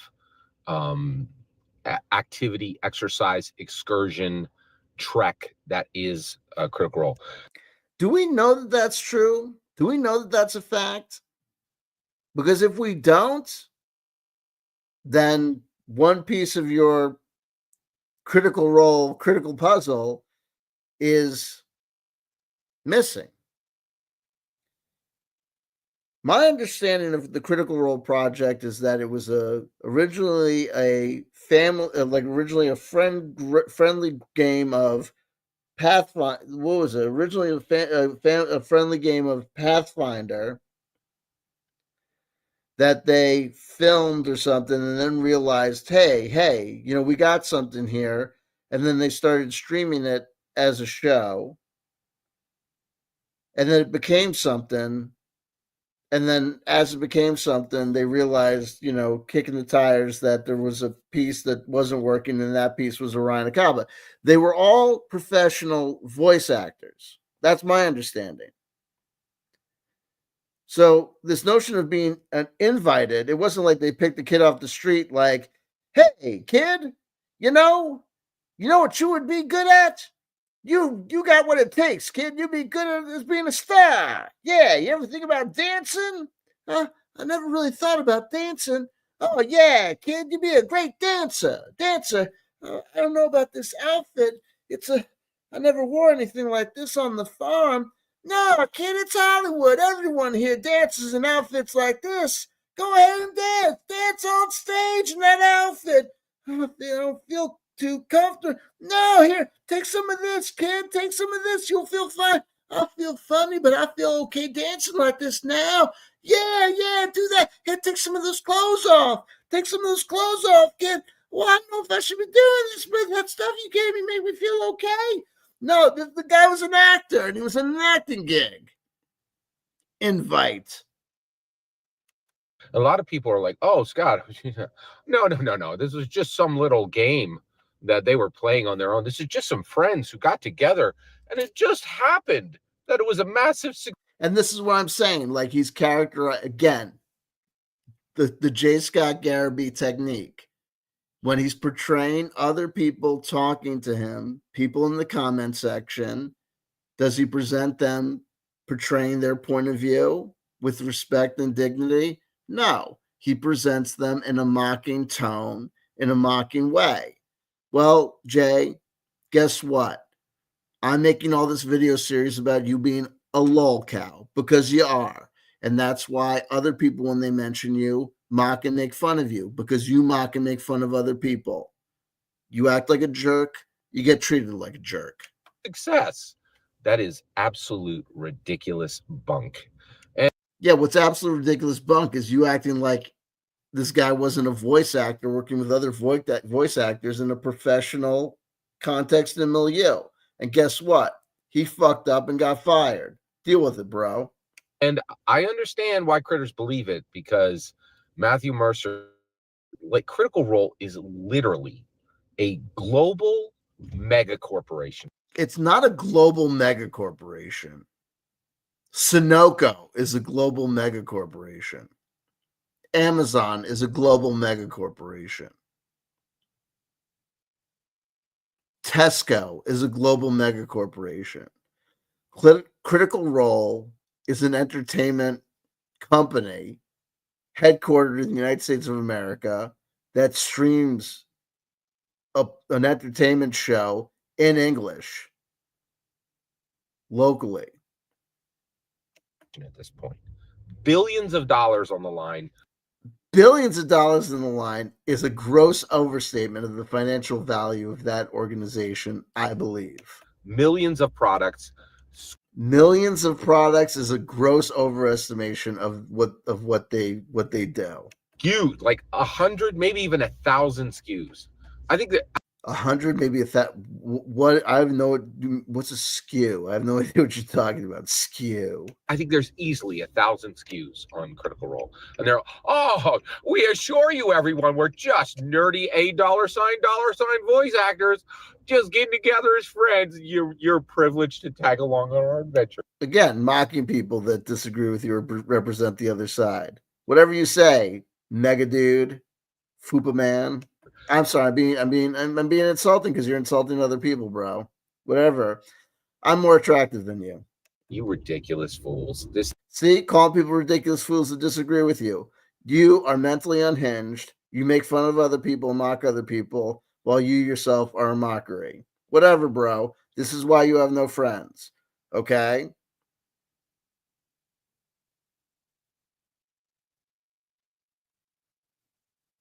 Congratulations.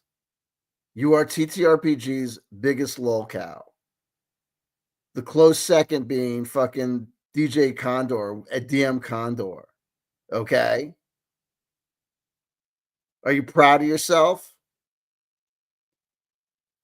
Are you proud of the fact that your kids, if they exist, father is claim to fame is having no friends in the local gaming community and being a pariah on TTRPG YouTube?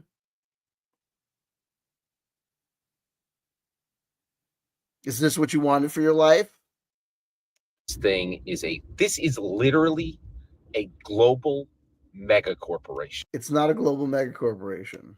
Critical Role is not some little mom and pop shop, right? This thing is at scale, right? Keep your hands on the road, dude. And I believe that Matthew Mercer knew that the moment they sat down. I believe he knew when they sat down with Orion Acaba that he was at the start of something massive. So what? Massive. I think Mercer knew. Okay. All right. But so here's the kicker. He invited him in, right? And the moment he did that, he doomed Orion Acaba, right? Because no, he didn't. What do you mean he doomed Orion Acaba? He gave Orion Acaba the same shot at a good gig that he gave everyone else on that show, everyone else who's still on that show. Guess what? The only one who screwed it up was Orion Acaba by being Orion Acaba. That's no one's fault but Orion Acaba's.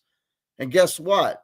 Dude, I've screwed up 1,000 things too. Guess what? I got fired from a family firm. I don't regret it. Those dudes sucked. They really did. I hated working there. Right?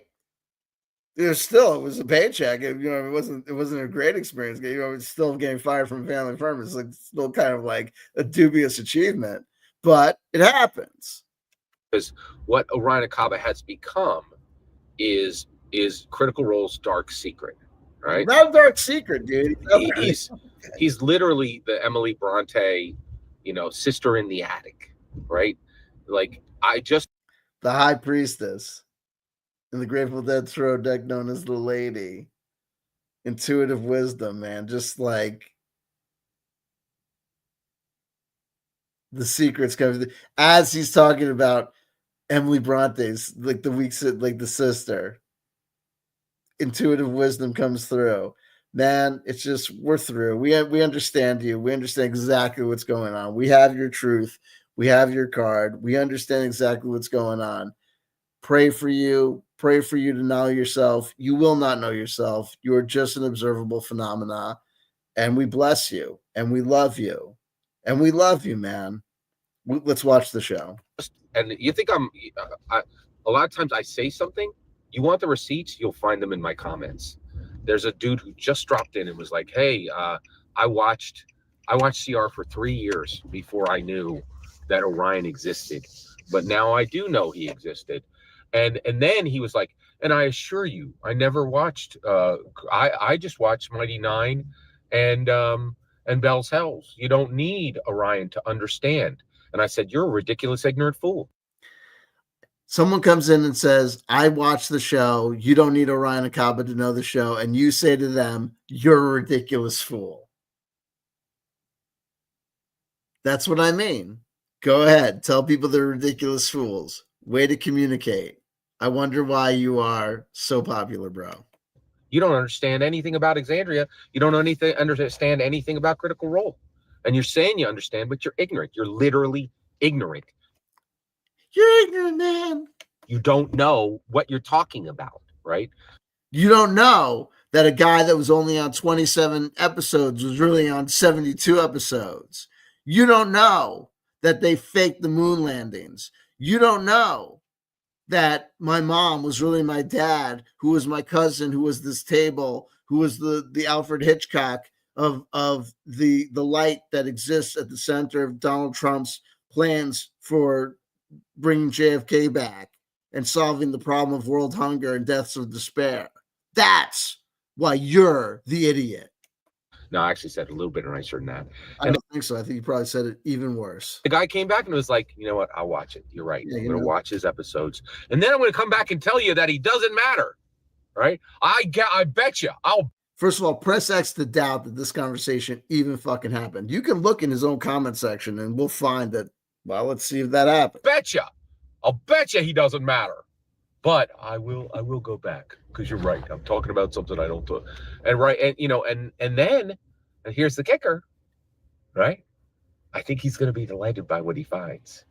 Orion Acaba 72 episodes as 27 episodes. That which is the glass on ramp to Critical Role is powerful and engaging, right? So this is the point, right? And so Orion has quite literally become this exile. He is Orion Acaba is Critical Role's exile, right? Like he's the Moses. He led them. He's the Moses. First of all, Moses wasn't an exile. Moses did not make it to the Holy Land. That wasn't his destiny, but he led the children of Israel to the Holy Land. It wasn't his destiny to enter the Holy Land, but he led them there. He wasn't an exile. Through the wilderness, but he's not allowed into Canaan, right? But here's the difference. Moses is still alive for Sierra. He's still standing there at the edge, right? He's still in the desert, right? First of all, the fact that you're making an analogy between Moses and Orion Acaba goes to show you that, number one, you claim to be an evangelical Christian. You are very, very, very, very, very flippant about making these like analogies between these real world people and characters from the holy narrative, okay, which you're really not supposed to do. And he's looking like that, that great Conan O'Brien meme where he's like on the outside looking in and everybody's sitting and right now, right? Who is Orion Acaba? You don't know. I don't know. You presume to speak for Orion Acaba, but I think you're just projecting. You don't hang out with Orion Acaba. You presume to speak for Orion Acaba, but when you do, you violate Orion Acaba's actual sovereignty as an individual. Right? He's this man of shame. Right? That's a terrible thing to say about him. You're characterizing him as a man of shame, which is what you accuse Matthew Mercer and the rest of Critical Role of doing. You're the one that's doing it. You're the one that's saying he's a failure. You're the one that's saying that he's full of regret and looking and wakes up every day feeling like, oh my God, I screwed up my life so bad.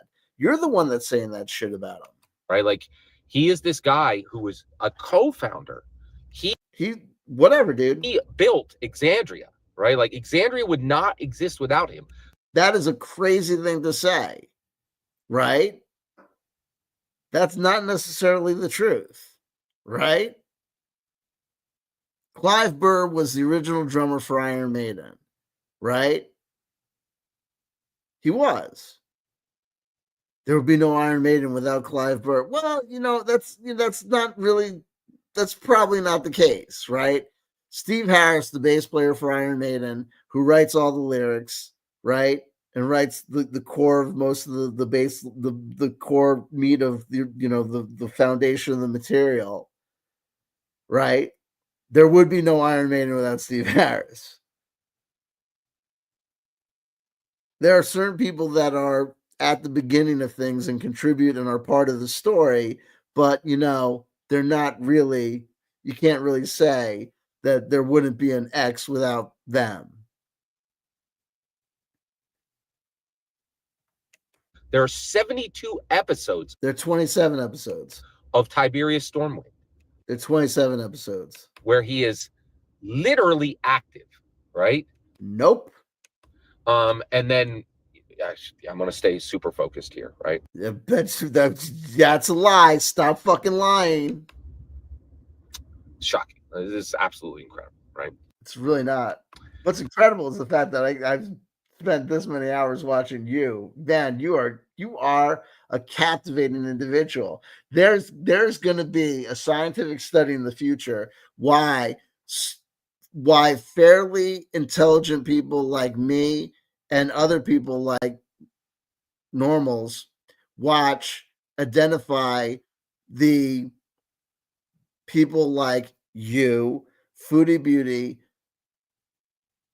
J.Scott, I mean, you know what I mean? King Cobra JFS, Dark Side Phil. What's her face? The other super chunk. God, why am I blanking her name? That one and others. Christina Weston Chandler, and decide to take their valuable time and see people who they can identify as waste of time, and then decide to spend their time watching you make no fucking sense. So you have to understand that Matthew Mercer invited him, and he has created this cage of shame.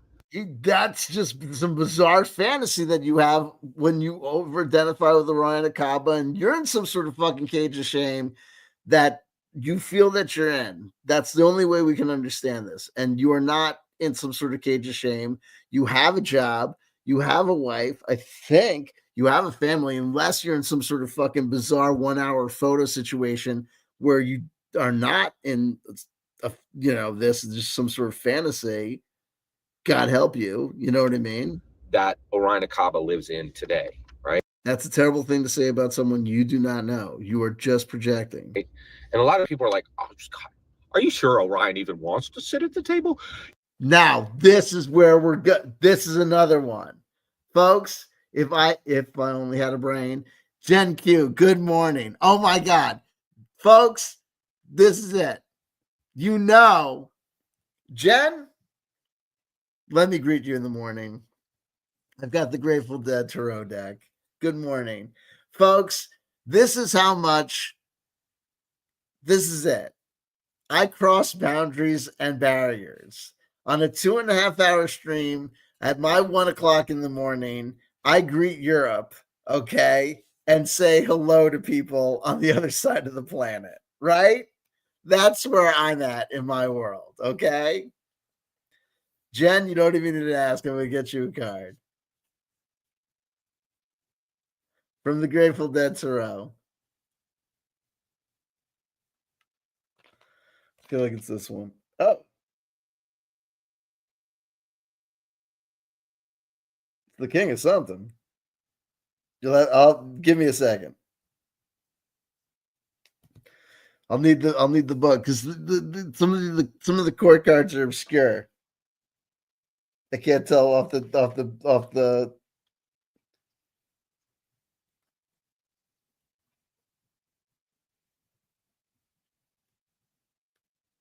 rip what they are, what some of the kings are, what some of the court cards are.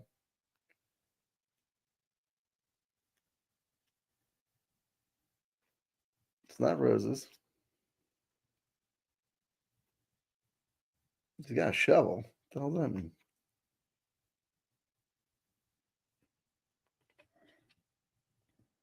There's no bears there, so that's not it.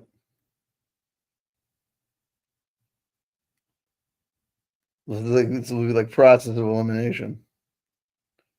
Ah, King of Skulls. Should have known. King of Skulls. What the hell? I gotta do one of these. Which one of the skulls? It's like this. Still getting used to this deck. Hold on. Bear with me, kids. Yep. Air. Okay, so it's King of Air. Fire of Air. Air of Fire. My apologies. Yes. Fire of Air. My apologies. Huh. My apologies. Fire of Air. King of Skulls. So it's King of Air. Whew. So it's King of Swords. In other words, geez Louise.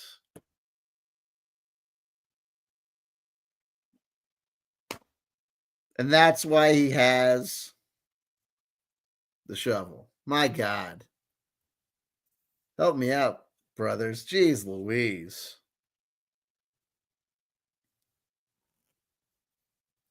One of those days.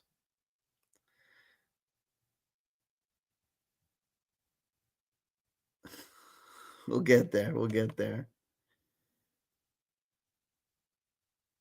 So on this day, you got the king of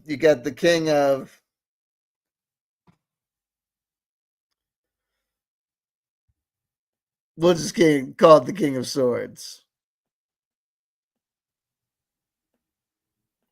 So if this is you, or if this is someone that you're going to encounter this day, or just the day itself, if you got ideas, put them into action, or look out for a person of action, or a person with a lot of ideas, a person of intellect, a leader of intellect, boss at the office, person of ideas, a teacher, professor, or professor yourself.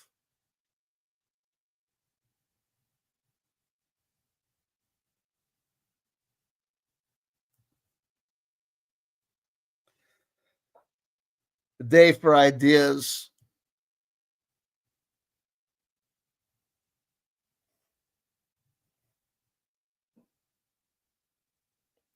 A day for wisdom.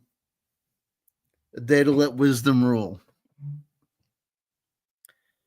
It would be a good day for me to heed this card myself.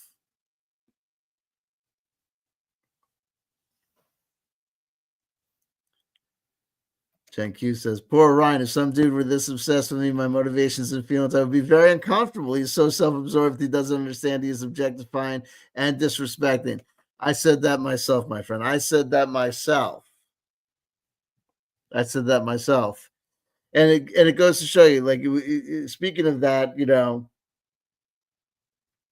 you're right on the money, honey. And you basically said a lot, just even though you're coming in now, you basically said a lot that we've been saying for the last 2.5 hours, because we have been looking at a lot of Jay's content, and he's basically we've seen Jay admit, thank you, you're welcome, admit basically that he's into this because he feels as though he is Orion Acaba.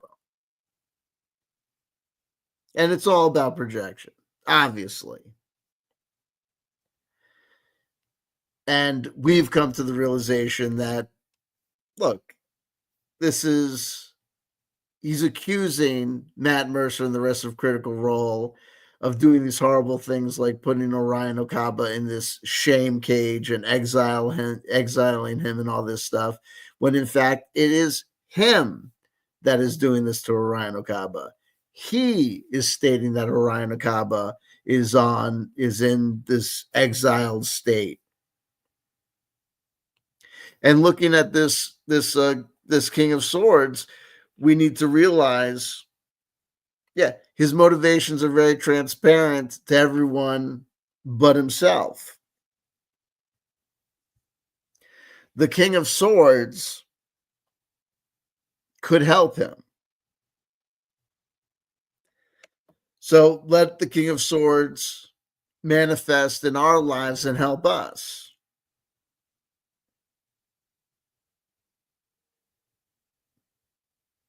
Let the King of Swords manifest in your life and cut through the dross. Use that. The king is fire. The air is intellect. The sword, the shovel is the tool. The fire is the wielder. Let the surgeon do his work. Submit to it and let it cut through and reveal the truth. Yes, you ridiculous fool, right? He's right? Perfect timing. standing on the outside. These guys are received. First of all, they don't even go to any convention. They only go to a convention that could put 5,000 seats, 5,000 butts in seats in front of them, right? They only go to conventions where there are 50 signed on sponsors, right?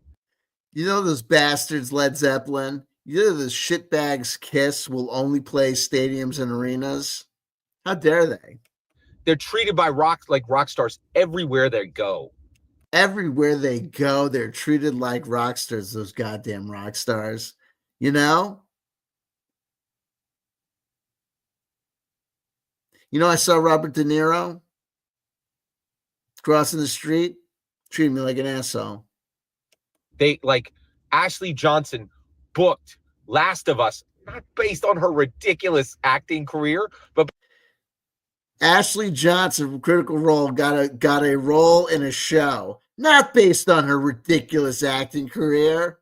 What? Do you know what I mean? Like, you know what I mean? You know what I mean? Like, why'd that band get signed? Oh, you know, these A&R guys. Oh, you know, it's not about talent. It's about who you know. Yeah. I was a musician, right? I was a musician. I hung out with actors, right? You know? Hey, guess what? As an alcoholic and addict, guess what I got to experience and see? I got to see my best friend in high school on the cover of People magazine. Yeah. I'm not on the cover, on the inside of People magazine, embracing what's her face? Tom Cruise's ex-wife. What's her face? I don't know. He was in a movie with what's her face, and he was in another movie with Mariah Carey, whatever. And he was on a TV show, whatever. And then in the alcoholic stupor, I got to see turn on Saturday Night Live one day and see the drummer. I played bass in a high school band. All my high school bands, I played bass, and this other dude played drums, Chris Corsano. And I got to turn on the TV one day spontaneously on Saturday Night Live. I saw him playing drums for Bjork.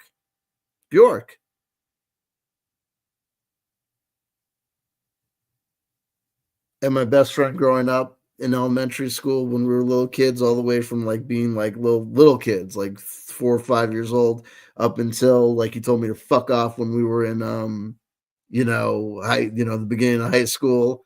This guy Charles, he got to be a backup player in one of my favorite bands of all time, Shudder to Think. And then he grew up and then was plays. I think he's still part of, like, he's just like a sound engineer for that like Bad Robot production company, whoever that guy is, like J.J. Abrams, I think is the guy, I think. And he was like, he played with Bob Mould. Yeah. You know what I mean? But I've seen other guys that I played with that went nowhere, right? So I know people that, I know what it means to hang out with people that bitched about, not making it, and oh, that fucking guy and this fucking guy. And, it is what it is. because she's actually known, right? Like Last of Us is like, oh, Yeah, people get. Wait, is he saying that she got the role, but just because, not because she's a good actress, but because she was on Critical fucking Role? Give me a fucking break, dude. these guys have a super hot podcast. Let's bring them on, right? Yes, he wants, like he sees the wealth they have, the fame they have, the glory. You don't know what he sees and how he feels about it, dude. You have no fucking idea. He doesn't want to sit in exile and in shame. People ask this ridiculous question. Oh, Scott, are you sure Orion wants? Again. He's using this voice, this mockery voice, when he's talking about the opinions of people who don't agree with him. Go ahead, mock and make fun of people that disagree with you. You're an adult male. You're a father of children, and you're using this mocking tone when people are just making comments in the comment section that you requested and asked for, the engagement that you asked and requested. Back at the table. Are you sure he even wants to come back to Critical Role? You ridiculous fool. You ridiculous fool. Are you sure he even wants to come back from the table? That's a legitimate question, dude. That is a legitimate question. You're going to say that's a ridiculous question. Let's watch you say that's a ridiculous question. Listen to this fucking idiot. I'm sorry. You're a human being, but you're about to say something that's idiotic. Kidding me?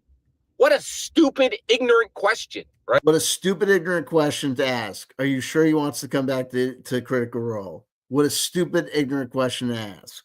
Like, yes, he wants back in. There's no one. How would you know? On this planet who's ever played Dungeons and Dragons who doesn't want a seat at Critical Role's table. There's no one on this planet who's ever played Dungeons and Dragons who doesn't want a seat at that table. And I put in the comment section, are you sure? First of all, there are people that hate Critical Role. I would never want to play on Critical Role. You know why? I fucking hate that show. I wouldn't want to be on that fucking show because I don't want to I don't want to make fucking ridiculous voices and be like, oh, pray thee well. What say you to and these fucking assholes? And there are plenty of people who fucking have stage fright who wouldn't want to be on any fucking podcaster show. That's a fair point. What you just said is a statement that is not true.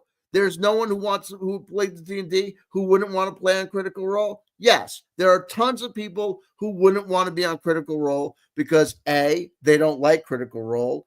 B, they wouldn't want to be on any public broadcast anywhere ever. There you go. Your statement is falsified, but you screamed and yelled like a child while your car is moving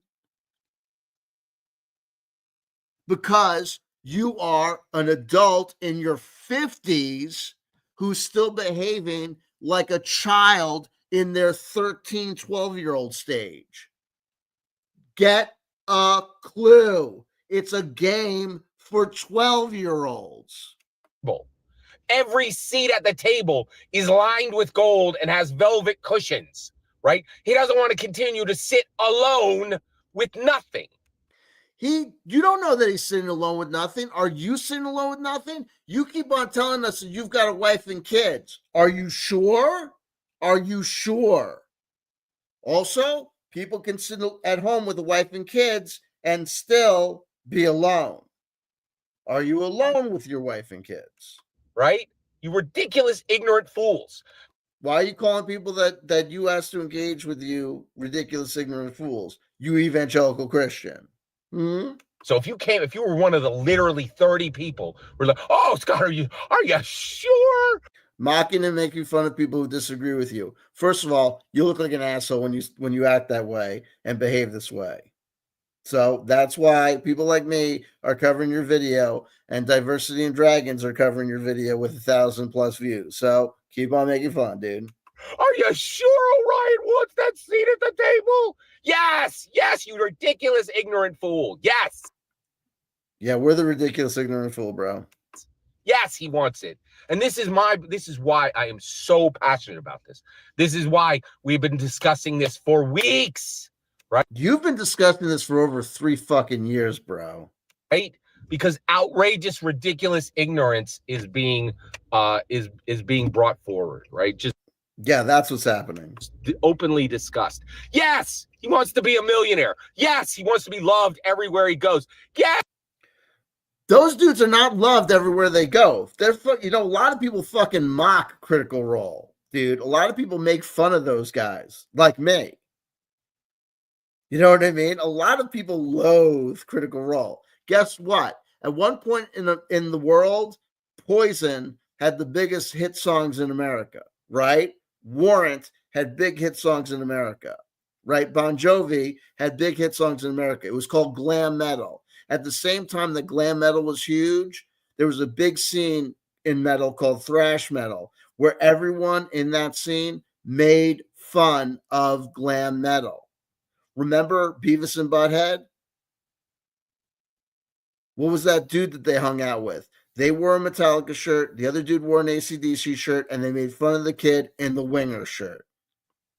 Look at us. We're spinning our bass just like we did at practice. Yes, he wants to be famous. Yes, he wants to be invited to the biggest projects in Hollywood. You're an evangelical Christian, dude. Aren't we supposed to turn away from money? Aren't we supposed to turn away from fame and the things of this world? How do you know that Orion Acaba isn't actually an actual Christian, Buddhist, Muslim, or whatever, and just has turned away from the things of this world, like you are supposed to have done? Boop. Right? The Last of Us. Yes, you ridiculous, ignorant fool. You're insulting people. That's really evangelical Christian of you, bro. Maybe you need to confess your sins. So if you were any of the people, I don't know, Scott. Does he want to be at the? Yes, you stupid, ignorant, ridiculous fool. Yeah. Stop insulting people, bro. Yes. Sorry, I shouldn't have said stupid. Right? Like.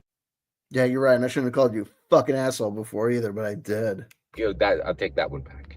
You'll take that one back. You ridiculous, ignorant fool. And then you just said it again. Man, you know what? You can't help yourself. You know why? Your brain is possibly, I speculate, broken.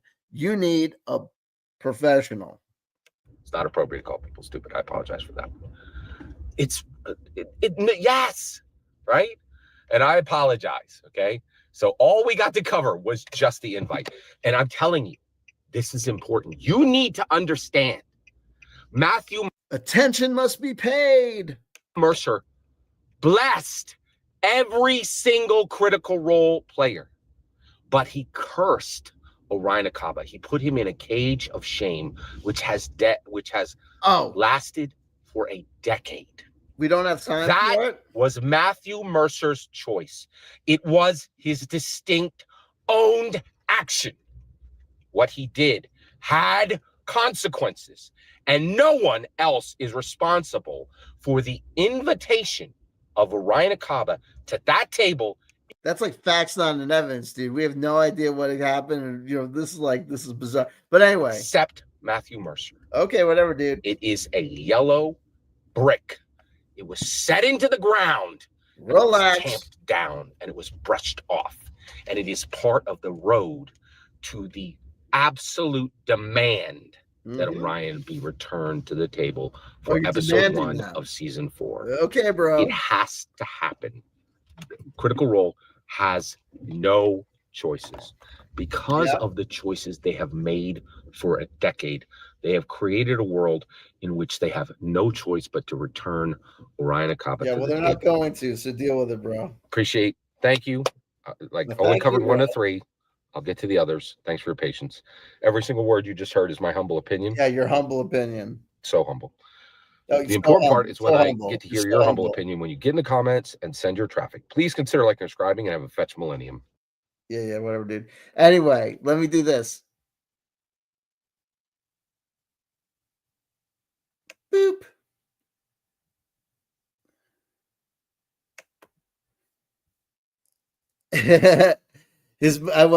Renee just I went to Molly Crew, Poison, Def Leppard, and Pat Benatar a couple of years ago. Listen, so wait, I want to show something because there is another video we're not going to cover because we don't have time. I'm going to try and get to sleep by 1:30. At one point, he makes the statement. Well, this as long as I'm owning. I think that I'm owning J.Scott Garibay on the Dungeons and Dragons rules front as well. At one point, oh, here we go. Let me take this off. I don't have to do this anymore. Damn it! Thank God. These terrible headphones. He accuses in another video. He accuses Matthew Mercer of blessing the other players, but he says on Orion Acaba, he cast the spell of bestow curse. Okay. And so I read from the newest version of the player's handbook, I read bestow curse.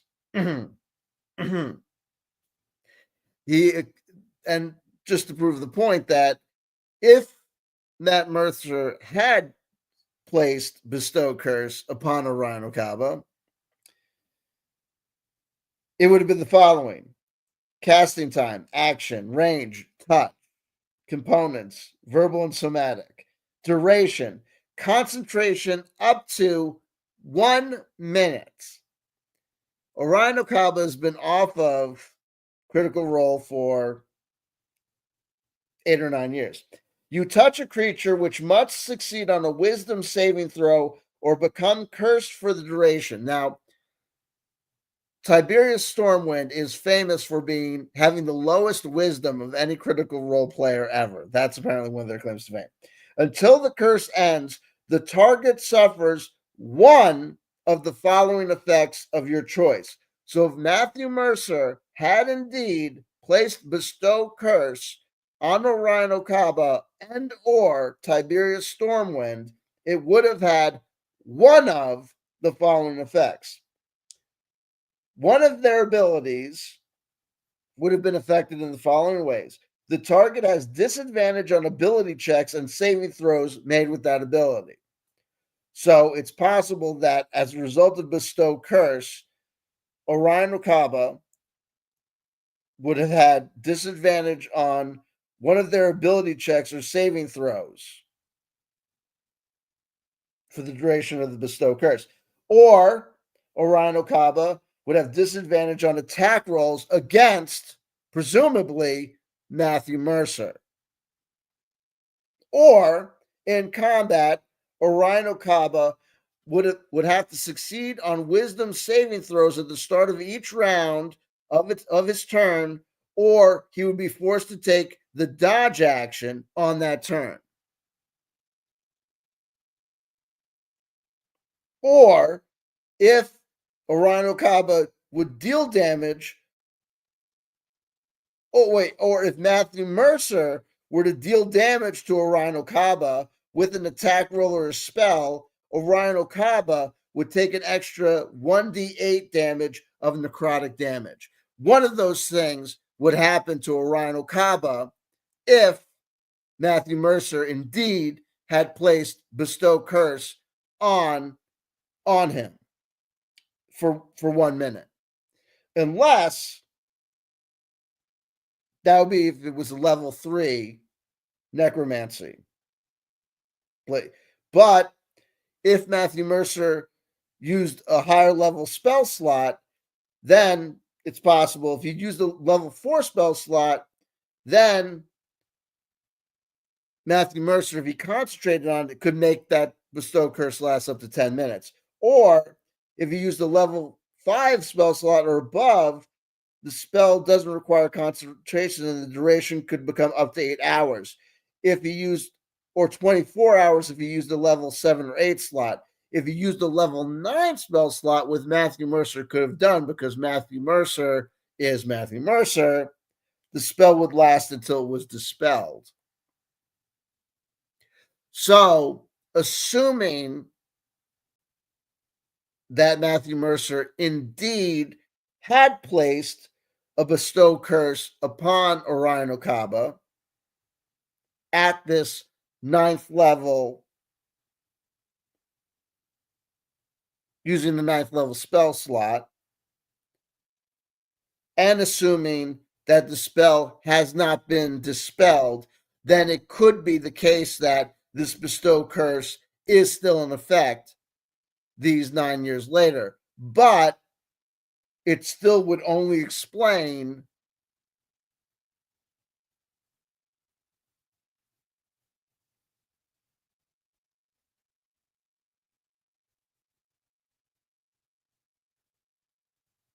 either Orion Acaba having disadvantage on some ability check, Orion Acaba having disadvantage while attacking Matthew Mercer,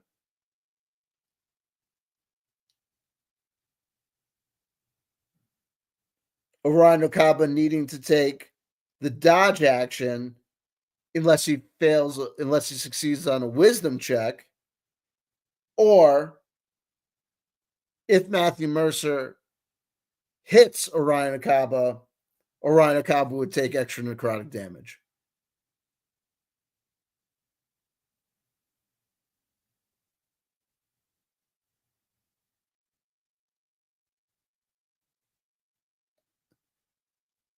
None of which would explain any of the things that J.Scott Garibay seems to think Orion Acaba is suffering from as a result of no longer being on Critical Role. So yet again, I close today's session by proving J.Scott Garibay, I am better, much better than you. No, I'm kidding. I'm not better than you. You're just worse than me. No, I'm kidding. We're both equally as stupid. And with that, I'll tell you and the rest of the viewing audience the following. I love you. I love you. I love you. I love you. I really do. And if nobody told you they loved you today, somebody just did. And that somebody is me. Make of that what you will. You already have. So until we meet again, take care of yourselves. Keep it real. Keep it in the eye.